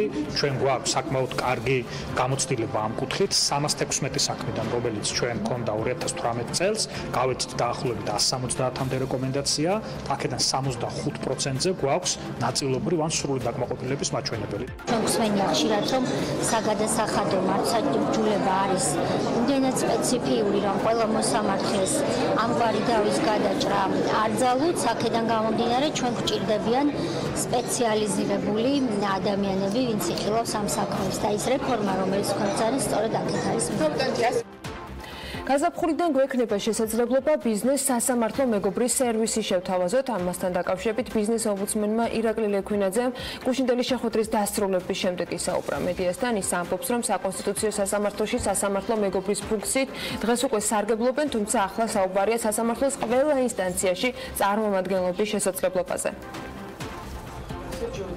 ჩვენ გვინდა რომ აღნიშნული მეგობრის ფუნქცია გავრცელდეს სხვა ტიპის სასამართლოებზეც. ამ კუთხით პარლამენტში ინიცირებულია ცვლილება ჩვენს კანონში და ჩვენ ვფიქრობთ, რომ გაზაფხულიდან უკვე გვექნება შესაძლებლობა ბიზნესს შევთავაზოთ ეს სერვისი, თუ მათ დავექნებათ სხვადასხვა ინსტანციის სასამართლოებში, ჩვენ შეგვიძლია ჩვენი რეკომენდაციით და ჩვენი ადვოკატით სახელმწიფო უწყებებთან მიმართებაში გავაძლიეროთ მათი პოზიცია. ეს ხელს შეუწყობს ერთის მხრივ ვფიქრობ დროის თვალსაზრისითაც სწრაფ განხილვას საკითხის და მეორეს მხრივ არის ხშირად საკითხები, რომელიც არის ბიზნესის სპეციფიურობიდან გამომდინარე, გარკვეული სირთულის მატარებელი მოსამართლისთვის, ამიტომ იმისათვის რომ გარკვეულად უფრო მეტი ინფორმაცია მიიღოს მოსამართლემ და ჩვენი პოზიციით გაძლიერდეს მისი შინაგანი რწმენა ბიზნესის სასარგებლოდ, ამ კუთხით იქნება მნიშვნელოვანი.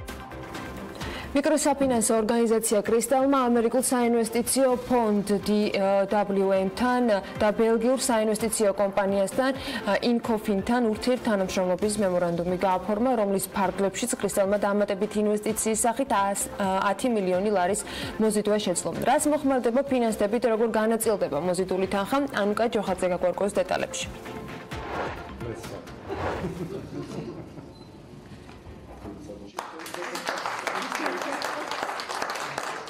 ახალი მემორანდუმი და დამატებით 10 მილიონი ლარი. კომპანია კრისტალმა ამერიკულ საინვესტიციო ფონდ DWM-თან და ბელგიურ ინკოფინთან ურთიერთთანამშრომლობის მემორანდუმი გააფორმა. თუმცა როგორც საინვესტიციო კომპანიების წარმომადგენლები ამბობენ, ეს თანამშრომლობა პირველი არ არის და ისინი კრისტალთან უკვე წლებია ამ მიმართულებით მუშაობენ. დღევანდელი დღე არის ერთ-ერთი მაგალითი წარმატებული საინვესტიციო თანამშრომლობისა. DWM-ი ამერიკული საინვესტიციო ფონდია, რომელმაც კომპანია კრისტალში ინვესტიცია განახორციელა. ბოლო რამდენიმე წელია ჩვენი საინვესტიციო ფონდი თანამშრომლობს კრისტალთან. პირველი ინვესტიცია კრისტალში ჩვენ 2011 წელს განვახორციელეთ. შემდგომი თანამშრომლობა 2016 წელს იყო და დღეს უკვე მესამედ ვახორციელებს კრისტალში ინვესტიციას. ჩვენ გვჯერა, რომ კომპანიას განვითარების დიდი პერსპექტივები აქვს. ინკოფინი ბელგიური საინვესტიციო კომპანიაა. ჩვენ აქტიურად ვახორციელებთ ინვესტიციებს ფინანსურ ინსტიტუტებში მთელი მსოფლიოს მასშტაბით. კრისტალთან თანამშრომლობა მრავალი წლის წინ დავიწყეთ. თავიდანვე დავინახეთ განვითარების შესაძლებლობები და 2016 წელს კაპიტალის ინვესტიცია განვახორციელეთ. დღეს ჩვენს მიერ განხორციელებული კაპიტალის მოცულობა კიდევ გავზარდეთ, რამაც ჩვენი მხრიდან კომპანიის მიმართ ნდობის ხარისხი კიდევ უფრო გაამყარა. როგორც კრისტალის სამეთვალყურეო საბჭოს თავმჯდომარე ჩვენთან საუბარში აცხადებს, აღნიშნული თანხა კომპანიას საშუალებას მისცემს სასესხო პორტფელი გაზარდოს და შესაბამისად კიდევ უფრო მეტ მომხმარებელს მოემსახუროს. ეს კი ადგილობრივ ბაზარზე მათ პოზიციებს კიდევ უფრო გაამყარებს და სხვა საერთაშორისო პარტნიორებთან ურთიერთობების ახალ პერსპექტივებს შექმნის. ამასთან, როგორც არჩილ ბაკურაძე ამბობს, კრისტალი ფინანსური ჩართულობის კომპანია იქნება, რაც მომხმარებლებისთვის უფრო ფართო სპექტრის მომსახურებების შეთავაზებას გულისხმობს.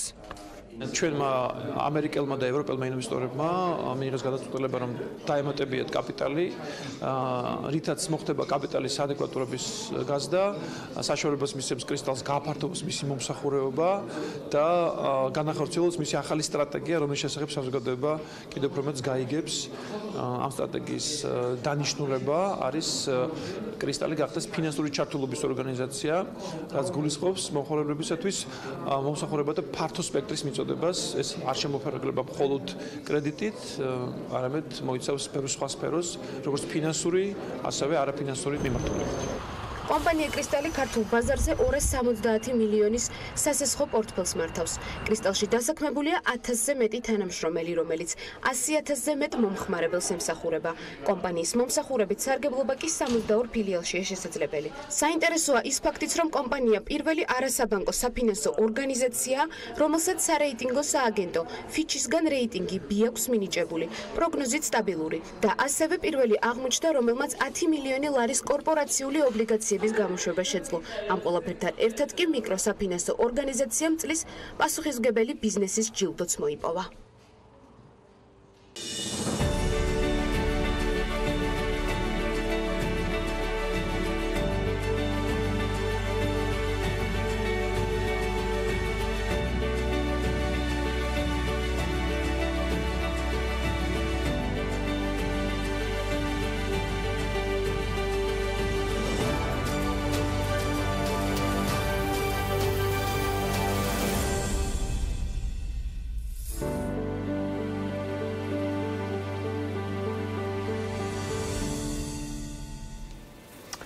დღევანდელი საქმიანების გმირის წარდგენის ნაცვლად დიდი სიამოვნებით ერთ მოკლე ვიდეოში მოგთავაზებდით და კიდევ ერთხელ გვექნება შესაძლებლობა მეც და თქვენც დავტკბეთ.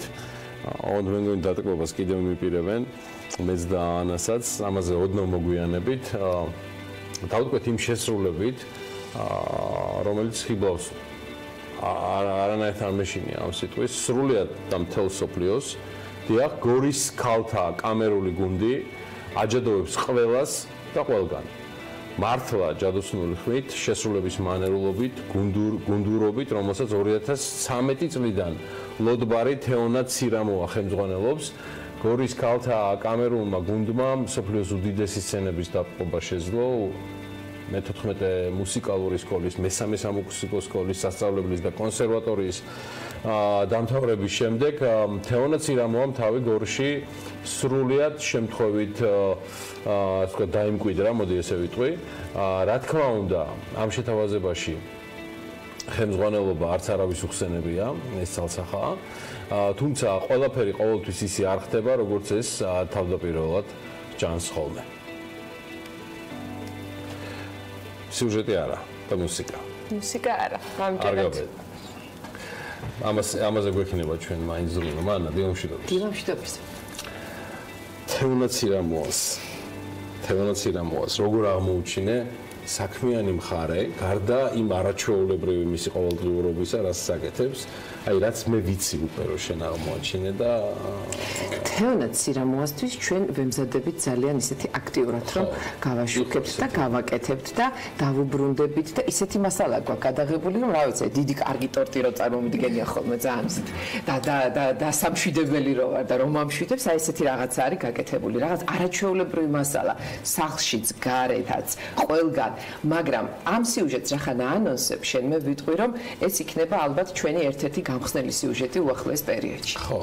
მაგრამ მე დღეს სხვა რაღაცით მოვედი. აბა რითი მოხვედი? რაღაცა იცი რა შეიძლება რაღაც წავიკითხე სხვა რამე. ხო, მე მინდა რომ ესეთი რაღაცა ვთქვათ ჩვენ. ხომ გაგვისინჯავს ესეთი გამონათქვამი ყველა საკუთარ თავზე ხომ გადაგვიტანია რაც გურამიშვილმა ესე გითხრა ჯერ მწარე ჭამე და კლად კბილიო. კი, ყველანაირად გამოსტილი ვარ. ხო, ეხლა მინდა რომ ჯერ მწარე დაჭამო და მე კბილზე მელაპარაკოთ რა. დილიდან გამომართვით ეს დილიდანვე. აბა დავიწყეთ. Facebook-დან ისეც აანონსებდა რა. ხო, მე რო ეს გავსინჯო. მოიდა. აო. თქვენ არა? არა, ანას რეაქციებიც მაინტერესებს და მე როგორ ამოიღებს ხმას ისიც მინდა ვნახო. რატომ ერჩნე გავიგებდი? რა არის ეს როგორ? წარია? ძამწარია?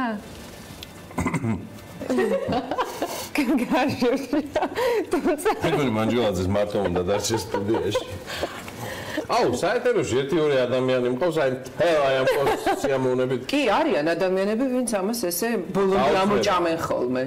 ეს არის ციცაკის მურაბა, მე ყოველ შემთხვევაში ამ წამს რაც გავსინჯე და რაც წამიერად მოასწრო მანამ ესე თქვა ეთერამდე და სრულიად წარმოუდგენელი გემო აქვს, აი საოცარად ძალიან მაგარი. ზოგადად ჯერ სიმწარე ვცნობ და მე სიტყვას და აქ ჯერ სიტყვას გრძნობ და მე სიმწარეს. ბანანათელი განათლება. მაგამ ჯერ ყველაფერში. ეს არის არაჩვეულებრივი მიგნება, რომელსაც ალბათ ძალიან ხშირად ვთქვათ, ჩვენ ციცაკასაც მოვიხარდი და სიტკბოსაც, მაგრამ აი მურაბის ვთქვათ ესეთი წარმონაქმნივით თუ იქნებოდა და ასეთი სახით ალბათ თვითონ ვინც დაამზადა მათთვისაც ეს მოულოდნელი იყო, იმიტომ რომ მათ გადაწყვიტეს, რომ განსაკუთრებული ჯიშის ციცაკა, რომელიც მათ ჰქონდათ, შეენახათ. უბრალოდ შაქარი მოაყარეს, წამოადუღეს და მიიღეს შემდეგ უკვე რაც მიიღეს და შიგნით კიდევ რაღაცები რაც ზოგადად მათი სიმწარეს ჭარბი სიტკბოს შედეგი არის, მაგრამ ზუსტად რომ მართლა ის არის რა, საოცარი ეს ციცაკასაც რო მურაბას აი აბსოლუტიაში რა აღარ მომხდარ მე მურაბა არ გუჭამია და ციცაკის ეს მურაბას რაღაც რამდენიმე თვეა რაც შეიქმნა, დაიბადა, გაჩნდა და მინდა გითხრათ რომ ძალიან პოპულარული გახდა, ძალიან მალე ამოიჭამა პირველი პარტია, კომპანიასაც რომელმაც ეს დაამზადა ეს მურაბის ციცაკა ასე ქვია ამოჭამე. პირდაპირ ამართლებს და პირდაპირ ისე იგი ასახავს იმას, რაც მოყვება ხოლმე მათი პროდუქტის დაგემოვნებას. უფრო მეტიც მათ სხვა პროდუქტებით შექმნეს, მაგალითად ხახვის და ციტრუსის მურაბა. ესეც ძალიან პიკანტური გემოთი არის. მაგალითად კივის და მწვანე წიწაკის მურაბა, ესე ძალიან საინტერესო.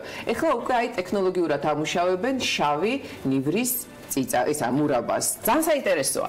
ამ მურაბამ იმოგზაურა უკვე საფრანგეთშიც კულინარიის ფესტივალზე და იქაც სერიოზული, აი, ხო თქვი ამოჭამს მომდები. ხო მინდოდა რა გავაკეთო, აი.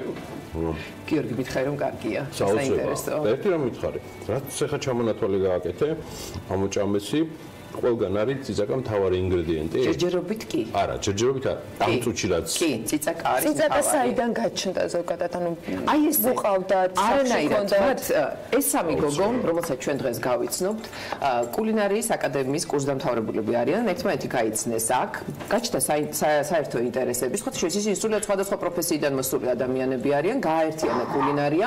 შემდეგ იმან რომ მათ რაღაც საერთო ინტერესი ჰქონდათ, სხვა შეიძლება ციცაკაზე ძალიან ბევრი ინფორმაცია მოაგროვეს. ძალიან დაინტერესდნენ სტრუქტურით, მისი გემოვნური თვისებებით, ასე შემდეგ და საიდანაც აღმოჩნდა მათ ხელში რაღაც უცნაური ჯიშის ციცაკა და მოინდომეს რომ შეენახათ ეს ციცაკა. მაგრამ ქართული. არ იყო ქართული. არ იყო მაშინის ქართული, არა. ეს უკვე ქართულია. გვარამიას როცოდნოდა რომ ეს ციცაკისგან შესაძლებელი იყო ესეთი რაღაცეების გაკეთება. ნიკა არ გასკდებოდი პირდაპირ ეთერში რუსთავიური დაატმობდი და არ იქნებოდი მე აი ეს კი ეს ციცაკა უკვე ძალიან საინტერესოა მოგიტანთ კაცო მღლე არინები შესაძლებელია ხო რა იცი რა ხდება ასე რომ ამოჭამეს ძალიან საინტერესო დასაწყისი აქ ესე მწარეთ დაიწყეს და შემდეგ ნელ-ნელა დადგნენ მათი პროდუქტების რიცხვი სხვა შეიძლება ძალიან საინტერესოა გააკეთეს როგორ რაღაცას მიყვებიან იცით გემოს ბალანს ქმნიან რა თქმა უნდა ხო მაგრამ ცდილობენ რომ აი რაღაცებს ასად ცალ-ცალკე ვაგემოვნეთ ჩვენ ხომ აი ეს რაღაცნაირად გააერთიანონ ერთად მოაქციონ ხო აი ხომ მიდის ერთმანეთთან ჩურჩხელა და ღვინო, ხო მიდის ერთმანეთთან ყველი და ღვინო, ხო? აი ეს კომბინირებული და გამოვიდა ყველის ჩურჩხელა. მურაბა კაცო? არა, ის ყველის ჩურჩხელა. ჩურჩხელა? კი, ყველის ჩურჩხელა. და სხვათა შორის იქაც უნდა იყოს. და მამკლად სამაგოგომე ხა? ხო, იქაც ძალიან პიკანტური გემო აქვს. მე გავსინჯე თხის ყველისგან გაკეთებული ჩურჩხელა და აი იქ საოცარი არომატები იყო. ასე რომ აი უკვე მე ვარ ლაპარაკობ.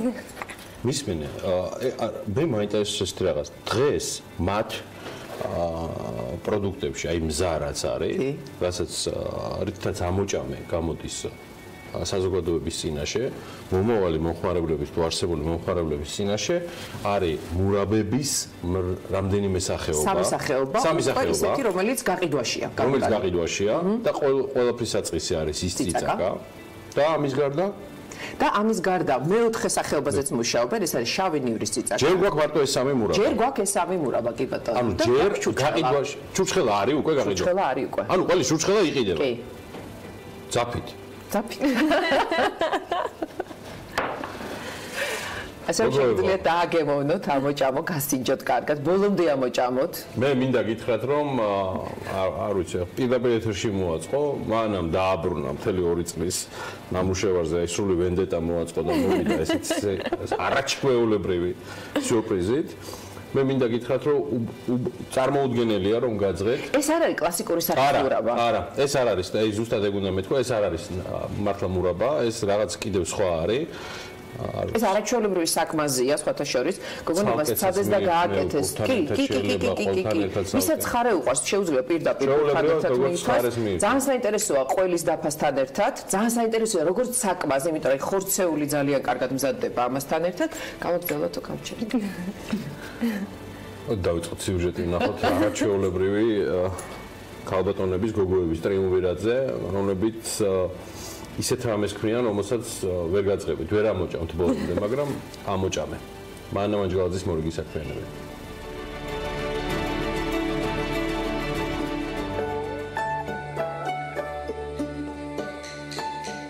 კუხნაში არა, მაგრამ ერთხელაც სამზარეულოში შევიდნენ და დარჩნენ. თეა, ია და თამი. სამი სხვადასხვა პროფესიის, სხვადასხვა ასაკის გემოსა თუ გემოვნების ადამიანი. საერთო ინტერესი აქ ნახეს, უბრალოდ კულინარიის აკადემიაში და შემდეგ ერთად დაიწყეს ძებნა, ძიება და ექსპერიმენტები, გემოების აღმოჩენა და გემოვნება. ასე მივიდნენ კომპანიის შექმნის იდეამდე და ბრენდს ამოჭამე დაარქვეს. ამოჭამე არა, ამოჭამე მურაბა. ეს მარტო მურაბას ეხება ამოჭამე? მურაბასაც ეხება და კიდე ყველა პროდუქტს, რომელსაც ამოჭამე გამოუშვებს, იმიტომ რომ ყველაფერი ისეთი გემრიელი იქნება, რომ უნდა ამოჭამო.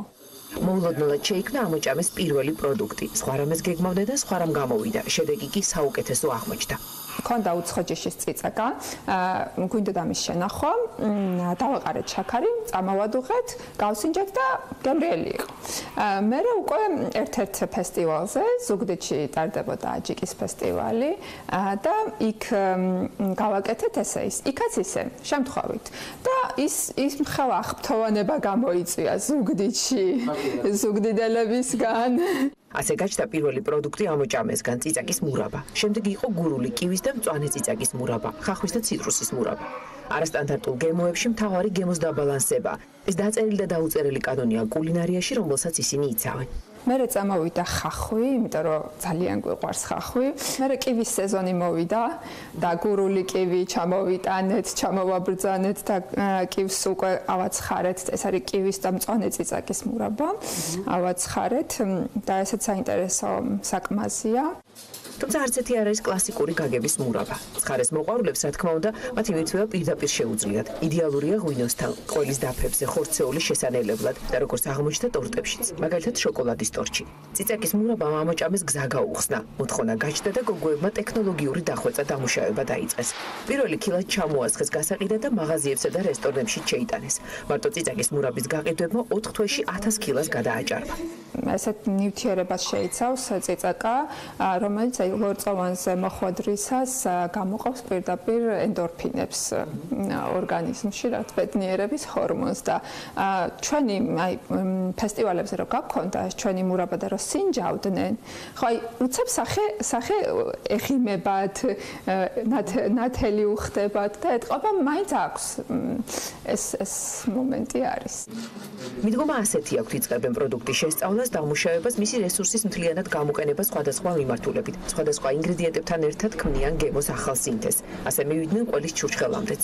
ყველი და ნიგოზი ღვინოსთან საუკეთესოდ მიდის. შესაბამისად, ამ პროდუქტშიც მივიდნენ სინთეზამდე. ჩურყველა საფრანგეთში კულინარიულ ფესტივალზე წავიდა და უკან აღარ დაბრუნებულა. ისეთი მოწონება დაიმსახურა. ეს ყველის ჩურჩხელა ჩვენი გამოგვნება ვეძახით ჩურყველას.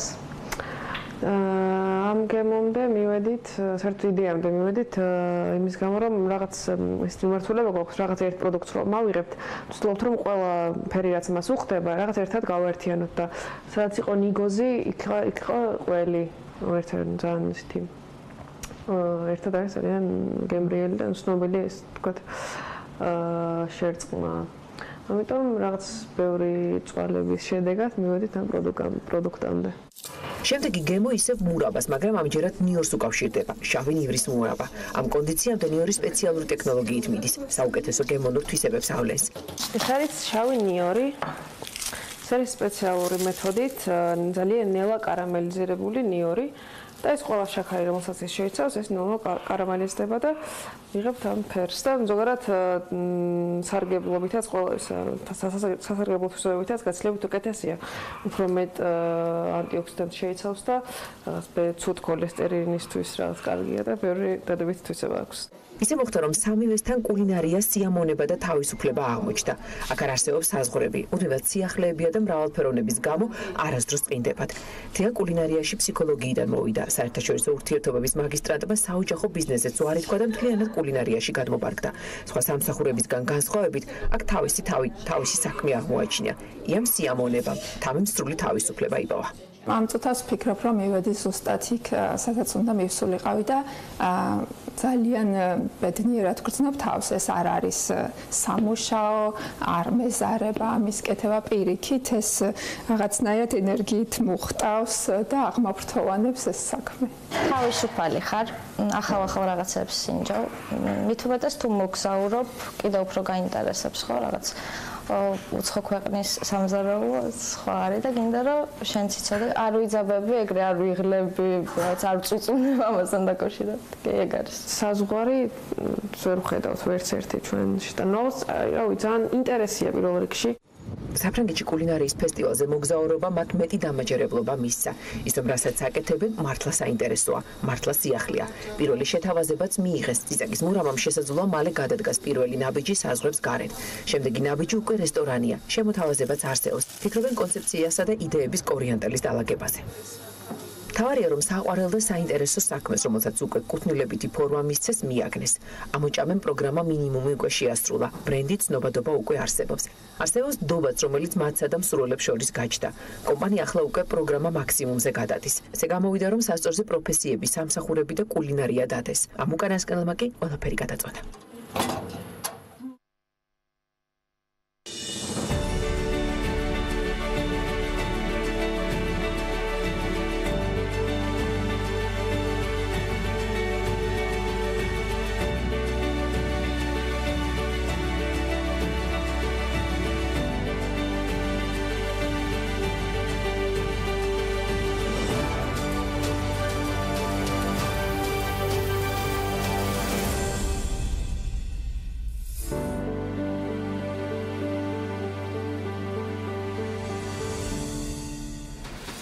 ამ სტუდიაში ხანდაც იზაკის მურაბით მოდიან და ხანდაც ველოსიპედებით. დაახლოებით 2 წლის წინ ამ სტუდიაში მაყურებელს ვუთხართ, რომ საქართველოში ველოსიპედების წარმოებას იწყებდნენ. მაშინ ამ აგიდის წინ შეიძლება ითქვას, რომ პროტოტიპი გაჩვენეთ. დღეს უკვე Georgian Bicycle Group-თან ერთად ანონს უნდა ჩავაზუსტოთ და გითხრათ, რომ ქართული წარმოების ველოსიპედი საცალო ბაზარზე 2019 წლის აპრილიდან გამოჩნდება. და ეს ყველაფერი არის სულ რაღაც 2 თვეში წარმოებას დაიწყება და ქართულ მომხმარებელთან ერთად. მასზე თომა რამდენიმე სხვა ქვეყანასაც ექნება, სხვადასხვა ქვეყნების მოხმარებლებს. ვადებმა როგორც ჩანს, გარკვეული კორექცია განიცადა და გადაიწია, მაგრამ ფაქტია, რომ რამდენიმე კვირაში ქართული წარმოების ველოსიპედის შეძენას უკვე შევძლებ.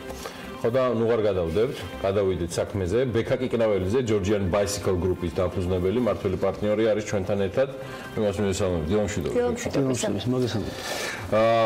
კარგი, მოდი დავიწყოთ ცოტა იმ ამბით, რაც მოსალევი გვაქვს ამ ეთერში, ასე ვთქვათ, რატო გადაიწია და რამ დააკორექტირა ვადები?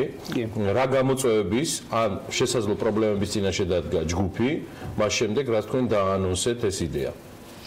თავარი პრობლემა იყო ის, რომ ბაზარზე ახალი ტრენდები გამოჩნდა.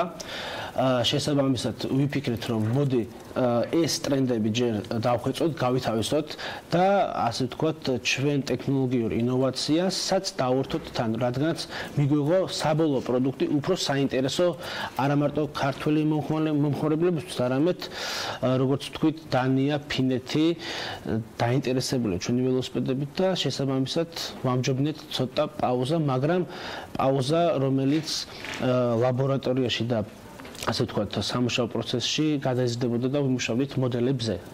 ბეკა, ნიშნავს თუ აი, ხო, პრინციპში გარკვეულწილად უკვე გამეცით პასუხი, რომ ამ ტრენდში გულისხმობდით იმ ახალ მოდელებს, რომელიც მე მგონი არც ვიცი უკვე რა სიხშირით გამოდის. მე შეიძლება არ ვქრი თავს მიმდევრად ამ ყველაფრის, მაგრამ ზოგჯერ რო ვადარებდი, ან ამ ეთერისთვისაც ვემზადებოდი, ამის მობილურების ახალი სახეობების სიხშირესთან ნიშნავს თუ არა ეს, მოდი ასეთ კითხვასაც დავამატებ ამ ყველაფერს, რომ ტრენდზე დაკვირვებასთან ერთად მთელ მსოფლიოში გარკვეულწილად არის სრულიად განახლებული ბუმი ველოსიპედებთან დაკავშირებით და ეს იყო ერთ-ერთი ინსპირაცია, რამაც თქვენ ამ ბიზნეს მიმართულებაზე მოგაკიდებინათ და ხელი. სწორედაც რომ ეგრე არის, ველოინდუსტრია იცვლება ძალიან სწრაფად, კოეფიციენტიც რო იყოს ამ ცვალებადობის უმაღლეს ნიშნულს მივსადაგებდი.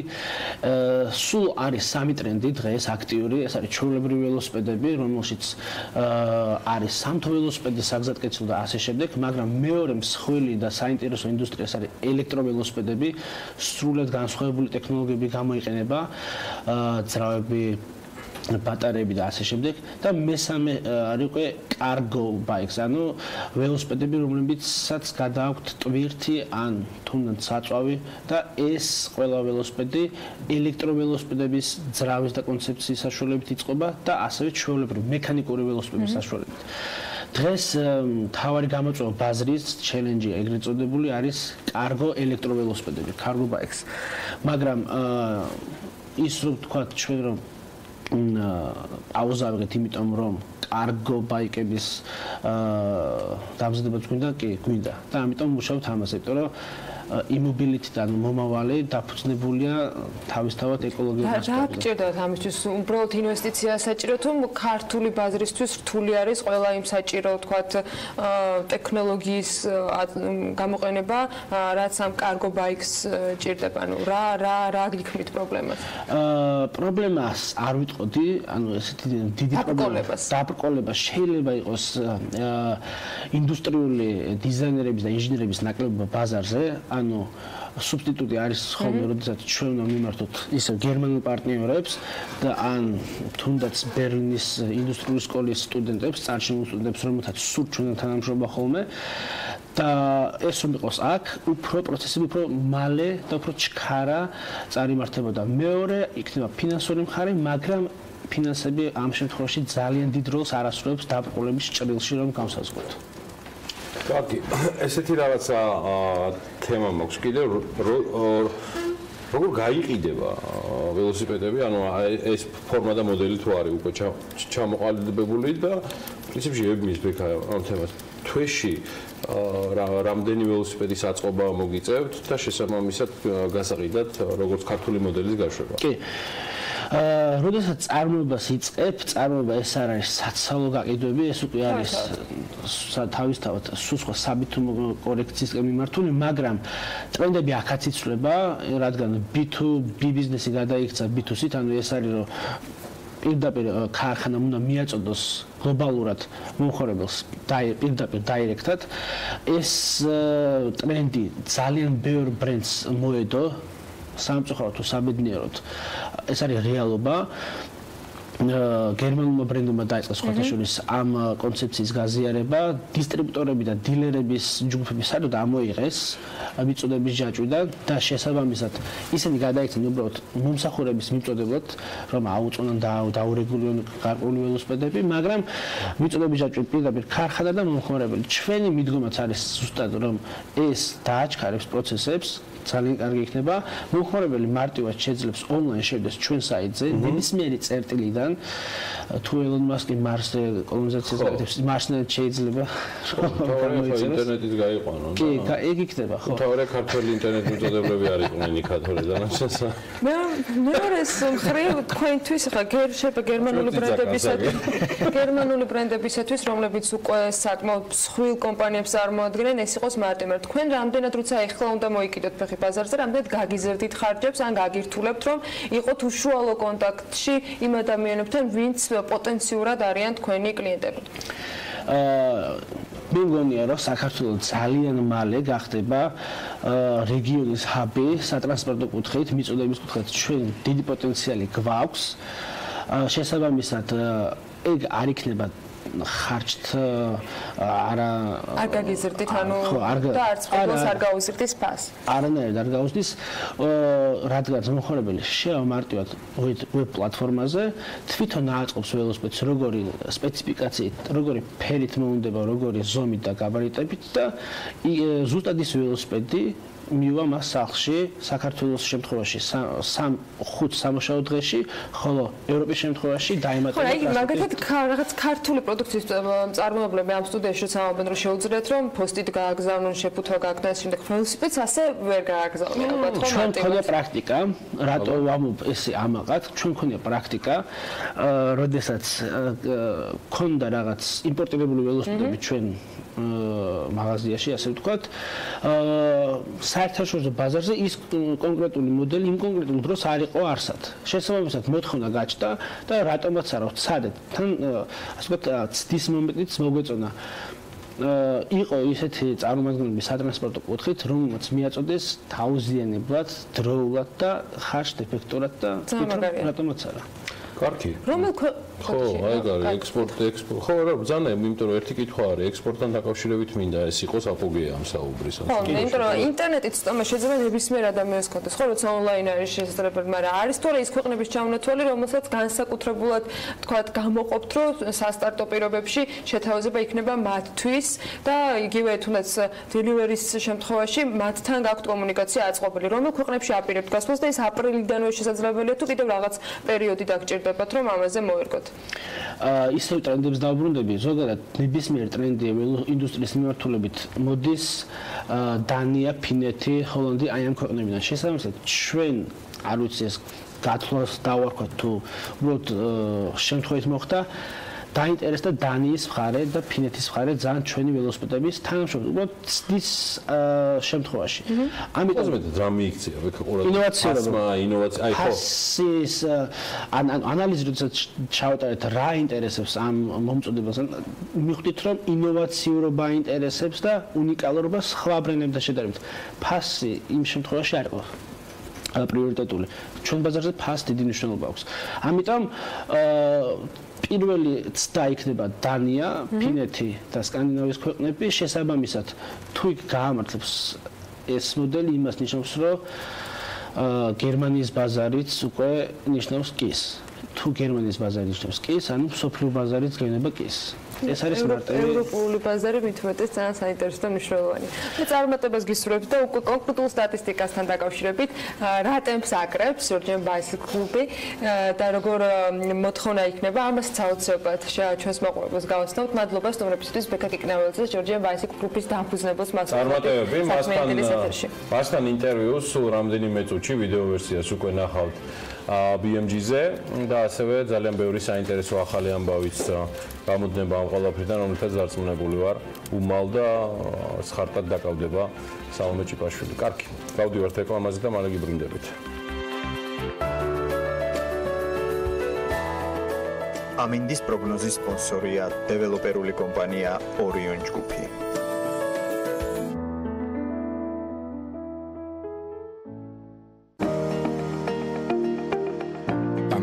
პროგნოზის სპონსორია სადაზღვევო კომპანია უნისონი. თავისუფალი დაზღვევა თქვენი სიმშვიდისათვის.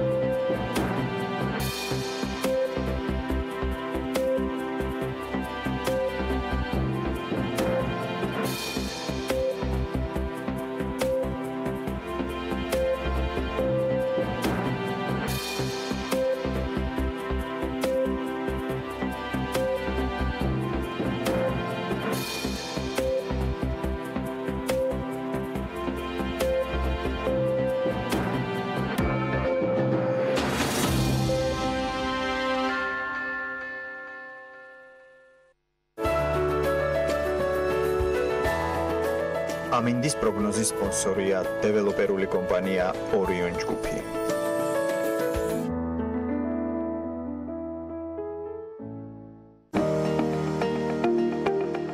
ამინდის პროგნოზის სპონსორია სადაზღვევო კომპანია უნისონი.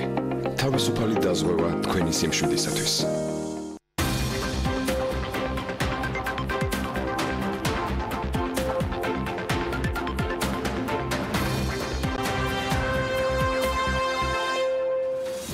დედაქალაქის 9 მილიონამდე ავტომობილს პარკინგების საფასურის ზონალურ საათობრივი სისტემით გადახდა მოუწევს. დედაქალაქის მთავრობაში განხილული პროექტის თანახმად თბილისში რამდენიმე ზონა უნდა გამოიყოს და განისაზღვროს რა ეღირება თითოეულ მათგანში 1 საათის განმავლობაში პარკირება.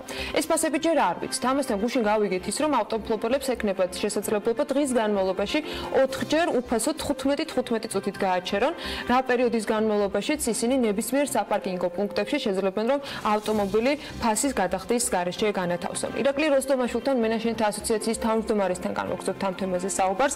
გუშინ მერიისგან მოვისმინეთ ამ სიახლეს შესახებ, რომელიც პრინციპში დაანონსებულიც იყო, თუმცა ახლა უნდა გაირკვას რომელ უბანში რა ეღირება პარკირება. ამ თემების გარდა მე მოვიძიეთ გუშინ თქვენ მიერ წარმოდგენილი გეგმა, როგორ შეიძლება პარკირების პრობლემის გადაჭრა. თქვენ რამდენიმე მიმართულებაზე აკეთებთ აქცენტს, ერთ-ერთი სწორედ იყო საათობრივი პარკირების სისტემა. მიუხედავად იმისა, რომ ერთგვარად გამოსავლად შეიძლება დავინახოთ მერის შემოთავაზებული ვთქვათ ვარიანტი, მეორეს მხრივ იყო უკმაყოფილების ტალღაც იგივე სოციალურ ქსელებში ან ჩვენს გარშემო მათთვის, ვინც პოტენციურად არის თუნდაც იგივე ლესელიძის ქუჩაზე დასაქმებული და ავტომობილის გაჩერება უწევთ. რამდენად არის ეს გამოსავალი, მიუხედავად იმისა, რომ ასეთი პრაქტიკა მთელი მსოფლიოს მასშტაბით ბევრ ქალაქში არსებობს, თბილისისათვის და რა შესაძლებლობა ჩნდება მეორეს მხრივ პარკინგების პრობლემის გადასაჭრელად? კი ბატონო, დედამელო მოგესალმებით. ის როგორ არის მე სხვა მაგალითი რომ გადასახადის გარეშე პარკინგი არსად არ მინახია ელემენტარულად. მეორე ვარიანტია თქვა აი იგივე მოსახლეობას და მე ძალიან კარგად მესმის რომ თქვა არც გადახდა პრინციპში ვის უხარია და განსაკუთრებით კიდე ისეთ ტერიტორიებზე მომუშავეან მაცხოვრებლები, რომლებიც ცენტრალურია და თქვა მოძრაობადია. იცით რა არის სწორედ მაგიტო არის ადგილობრივი ხელისუფლება და მაგიტო არის რაღაც ამოქალაქო ინიციატივა, აბა შემოგთავაზონ უფრო კაი ვარიანტი. რეალურად მე ამ თემაზე მართლა მუშაობ ჩვენ და ვერანაირი სხვა გამოსავალი ვერ ნახე. უფრო მეც გეტყვით, მე სხვა შანსი არ არის, იმიტომ რომ თუ არ იქნება პარკინგი, აი მარტივად რომ გამოხატო ჩემი აზრით, თუ პარკინგი არ იქნება ბიზნესი, ანუ თუ ვინც თქვა გააკეთებს კერძო მას რა ქვია ავტოსადგომს, თუ იმას მომგებიანი არ იქნება იმის არ გააკეთებს. და როგორ აიცით რომ თელსოფლიოში თქვა ყველა მე სხვათა შორის ყოველთვის დედაქალაქის მერიას მოუწოდებ თუ თქვა ურჩევ რომ უწევთ დღევანდელ სიტუაციაში საქართველოში თბილისში მათ უწევთ არაპოპულარული გადაწყვეტილებების მიღება და მათ ეს ვაჟკაცობა უნდა ეყოთ და მიიღონ. და მე კალათბურთში ხალხისგან ამ მიმართულებას ვხედავს სხვათაშორის და ძალიან კარგი არის, რომ აუცილებელია სხვანაირად არ გამოვა, სხვანაირად არ იქნება. რა შეიძლება იყოს ფასი საათობრივ შემთხვევაში? იცით რა არის? ბაზარმა უნდა დაადგინოს მაგას. ნაწილზე გადავალთ აუცილებლად და მაგას კითხავთ, მაგრამ როდესაც ამ შემთხვევაში ადგილობრივი მთავრობა ადგენს საათობრივი პარკირების საფასურს, ხო? ეს იქნება იმ კომპანიის მხრიდან, ვინც დღეს განაგებს და ეს მერიას ეკუთვნის. არა, კომპანიას როგორ დამიდგენს? მე თუ ვიღე პირობითად რაღაც ტერიტორია, რომელიც ღირებულება მაგალითად თბილისის პარკინგს ხო თბილისის მერია არეგულირებს და მოვისმენთ კალათისგან რომ ასეც უნდა დარჩეს, იმიტომ რომ დედაქალაქის მთავრობას უნდა კონდეს ამაზე ცდომა. საათობრივ პარკირებასაც ხომ ისინი და მაგალითად ელიავას ბაზრობაზე, რომელიც არის კერძო ტერიტორია, ხო თვითონ არეგულირებენ რა, ან კიდობანი, ან ბევრი რაღაცა ობიექტი, რომელსაც აქვს თავის პარკინგი, თვითონ არეგულებს. იქ მერია როგორ ჩაერევა. ვისაც ეძებიან თავის თავად, მაგრამ შეიძლება ჩაერევოს. საუბრობთ აი ამ შემთხვევაზე კითხულობ. იცით როგორ არის? ლესელიძის ადგილზე მერიას პირობითად აქვს გამოყოფილი აქვს თავის საკუთრებაში, აქვს თქვათ რაღაცა 100 ადგილი. აი მას ადგილზე იქნება კონკურენცია. იმას ადგილზე ეცდება დააყენოს და მიასწროს 1000 მანქანა პირობითად. ან მოხდება როგორ რა, ვინც იქ მუშაობენ დილის 9 საათზე რომ მედიან სამსახურში, რაც პეკინზე ხდებოდა სხვა. ისინი აჩერებენ და მე მომხმარებელი ვეღარ მიდის. ანუ რაღაცა მაგას გააზრება ჭირდება და მაგას ჭირდება ისეთ სწორე დაგეგმვა. გეგმის შეტანა და საბჭოთა კავშირის ის კი მეთოდები კი არა ფასის დადგენა. აი სწორედ დაგეგმა როგორ მოხდება. რის მიხედვით შეიძლება დაითვალონ კონკრეტულ თუ გნებავთ იცით თუ მაგის დრო და საშუალება მაქვს მე გეტყვით და ტელემაყურებელს ალბათ აინტერესებს. საერთოდ გათვლები ეგეთ შემთხვევაში აი პარკინგების და თქვათ ავტოსადგომების რაოდენობა ითვლება ხოლმე უბრალოდ საჭიროება ითვლება ხოლმე იღებენ არსებული კონკრეტული თქვათ მაგალი ქალაქის კეთილმოწყობილი გზების საერთო ფართს და ეს ციფრი იყოფა იმ ქალაქში დარეგისტრირებული ავტოპარკის რაოდენობაზე. მიიღება რაღაცა ციფრი. ჩვენ ეს ციფრი რო გამოვიყვანოთ თბილისისთვის, მივიღებთ საოცარ დაბალს. ანუ საერთოდ პარკინგი არ უნდა იგრძნობოდეს. მაგრამ პრობლემა არის ჩვენთან არასწორი ურბანული პოლიტიკის გატარება, რომელიც უკვე ეხათ ყველაფერი თავმოყრილია დედაქალაქის ცენტრში. და ისეთი ობიექტები, რომელიც პირობითად არ უნდა იყოს დედაქალაქის ცენტრში. ეს არის უწყებები, ეს არის. ანუ ერთგვარად ეს ამ სისტემის ამოქმედება გამოიწვევს მათ ოფისების გადატანას სხვა. ხადი ამანდა იცით როგორ არის? აი მაგალითად ამის მაგალითი უნდა გააკეთოს იგივე სახელმწიფო უნდა ეს ობიექტები უნდა გადავიდეს ისეთ ადგილებზე, სადაც არ არის პრობლემა, თქვათ პირობითად კაიროს ქუჩაზე ან რა ვიცი, გდანის მიმართულებით ან ავჭალაში არის პრობლემა მანქანის გაჩერების. ჯერჯერობით არა, ჯერჯერობით არის მანქანები ხო გაიწვევება და გადანაწილდება. ყველა ისინი რა ქვია დაწესებულება და უწყება და რაღაცა განთავსებული არის წყლის მარცხენა სანაპიროზე, ანუ ვაკე საბურთალო, თქვათ კრწანისი, აი ამ ზონაში, აქ ვერა, აი ამ ზონაში არის მოქცეული, სადაც თბილისის მოსახლეობის მეხუთედი ცხოვრობს. ანუ წარმოიდგინეთ აი მარტივად რო აღნიშნოთ სამუშაო ოფისებიც ემართება ანუ ყველაფერი 11 ხიდი მუშაობს 5-ჯერ მეტი მოქალაქე 5-ჯერ მეტი მანქანა გადმოყავს მარტივად რო ვთქვათ ამ ხიდებს აქითა სანაპიროზე ელემენტარულად რომ ეს აქცენტები გადავიტანოთ მარჯვენა სანაპიროზე ხიდებზე მოძრაობა 5-ჯერ შემცირდება. ეს არის პირველი კლასის არითმეტიკის ამოცანა. თქვენ ასევე იმ ხედვაში, რომელიც გქონდათ წარმოდგენილი, საუბრობდით, რომ აუცილებელია კერძო საპარკინგე სივრცეების მოწყობა. ამასთან დაკავშირებითაც მერიამ რამდენჯერმე გადადგა ნაბიჯი, იყო გამოცხადებული ტენდერი, იყო შეხვედრები ბიზნესის წარმომადგენლებთან, თუმცა ამავე შეხვედრებიდან გავარკვიეთ ორივე მხარე ამბობს, რომ ინტერესი არის ნაკლები, იმიტომ რომ საინვესტიციოდ მათთვის არ გამოიყურება იმ სიტუაციას. რა შეიძლება იყოს აქ შეღავათი, ან რა შეღავათი არ შეიძლება რა შეღავათი იყო ეგეთი რაღაცეები საბჭოთა კავშირში არ შეიძლება ეგეთი რაღაც შეღავათი არ შეიძლება უნდა იყოს კანონი მე მაგალითად აი შემიძლია თუ გნებავთ აი დღის განმავლობაში გადმოგიზავნოთ ფოტოებს და მე რა თქვა ტელევიზიით აჩვენეთ პირდაპირ ამგზალავი ნიშნებია და დამწყრეებული მანქანები აი ეს უნდა აღკვეთოს მერიამ ანუ ადმინისტრირება უნდა სადაც არ შეიძლება არ უნდა შეიძლებოდეს მაგალითად გეტყვით და იგივე აი ჟურნალისტები გააგზავნეთ და ნახეთ უამრავი ესეთი უსახური პარკინგები თქვათ სხვადასხვა ცენტრალურ ზონებში და ჩვენ დავთვალეთ დაახლოებით ნახევარი ამ პარკინგებისა ამ სადგომების გარაჟების ეგრეთ წოდებული გარაჟების არის არა თავისი ფუნქციით გამოყენებული მათ შორის რამდენიმე ჩემ ახლობელსაც ეგრე აქვს. ზოგან არის 1000 წვრილმანი, ზოგან არის ხილბოსნეულის რაღაცა მაღაზია, ზოგან არის ავტო რაღაცა ვულკანიზაციის ისინი. აი წარმოიდგინეთ ახლა ის სადგომი, რომელიც ნებადართო მერიამ და აშენდა ნუ როგორ ანაირად სხვა თემა. როგორც სადგომი ის მანქანა სხვაგან დგას. ის იზიდავს კიდე დამატებით მაგალითად აი ჩემი სახლის მიდამოებში არის ბალანსირების ცეხი გარაჟი რომელსაც კიდე 15 სხვა მანქანა მოყავს ყოველდღე რომლებიც იქ გაჭერილებ ფიარიან და საკეთებ საბურავებს ანუ ჯერ იცით როგორ არის ამ შემთხვევაში ჯერ უნდა გავაკეთოთ ძალიან მკაცრი ადმინისტრირება სადაც არ შეიძლება გაჭერება არ უნდა ხდებოდეს მანქანის გაჭერება ძალიან მკაცრად მეორე ის 10 ლარიანი ჯარიმა რომელიც დღეს 10 ლარიანი იცით როგორ არის ჯარიმა მეორის მხრივ აი იგივე 10 ლარიანი ჯარიმას დაკავშირებით იყო საუბარი როდესაც ამკაცრებდნენ საპატრულო ანუ დარღვევებთან დაკავშირებით სისტემას რომ ქულები არ აკლდება მაგალითად ძღოლს როცა არასწორი პარკირება ხდება და ამაზე იყო საკანონმდებლო ორგანოში მსჯელობა რომ იმდენად რთულია დღეს და იმდენად არ არსებობს საპარკინგი ადგილები რომ იქიდან გამომდინარე მთავრობა ვერ ქმნის შესაძლებლობას ამიტომ ძღოლზე არ შეიძლება გადაწყდეს ჯოხი და ამიტომ ელემენტად რაც ყველაზე მნიშვნელოვანი იყო ყოველთვის მერიამ როდესაც გადმოიბარა სიტი პარკისაგან ვალდებულება რომ უზრუნველყო გაუქმა რამდენიმე ასეული პარკირების ადგილი მაგრამ არ დაუმატებია რეალურად ამ დროს ვიცით რომ გჭირდება ხო ანუ არ შექმნილა არანაირი დამატებითი პროცესი მაშინ რა სადამდე მივდივართ აი რა შეიძლება გააკეთოს იცით აი სწორედ კიდე გავიმეორებ მაგას ამას ჭირდება წყობრი ნაბიჯების გადადგმა აი მაგალითად მარტივ რაღაცას გეტყვით ყველგან აი დახაზული არის ტროტუარის გასწვრივ პარალელური ხაზი და არ გინახიათ რომ ერთი მანქანა დგას ორი ადგილი რო უკავია აუცილებელია რომ პერპენდიკულარული ამას ჭირდება მაპატია და ერთივე დრო იმის საღებავის დამატება უყოთ პერპენდიკულარული ხაზებიც უნდა გაჩნდეს და ასევე ადმინისტრირება უნდა იყოს თუ სადგომში არ დგას ანუ მანქანა რომელიც ერთი მანქანა ორ ადგილს იკავებს ძალიან ხშირად ხდება ხოლმე ეგრე მე მაგალითად არ გინახიათ მანქანები და განსაკუთრებული ჩრალხით და რომელიც წლობით დგას უკვე მანქანა აღარ არის რაღაცა არ კანონმდებლობა არსებობს რომ ხო და ამიტომ მე რაც თქვი ეს მეორე პუნქტი არის ადმინისტრირება ძალიან მკაცრი ადმინისტრირება და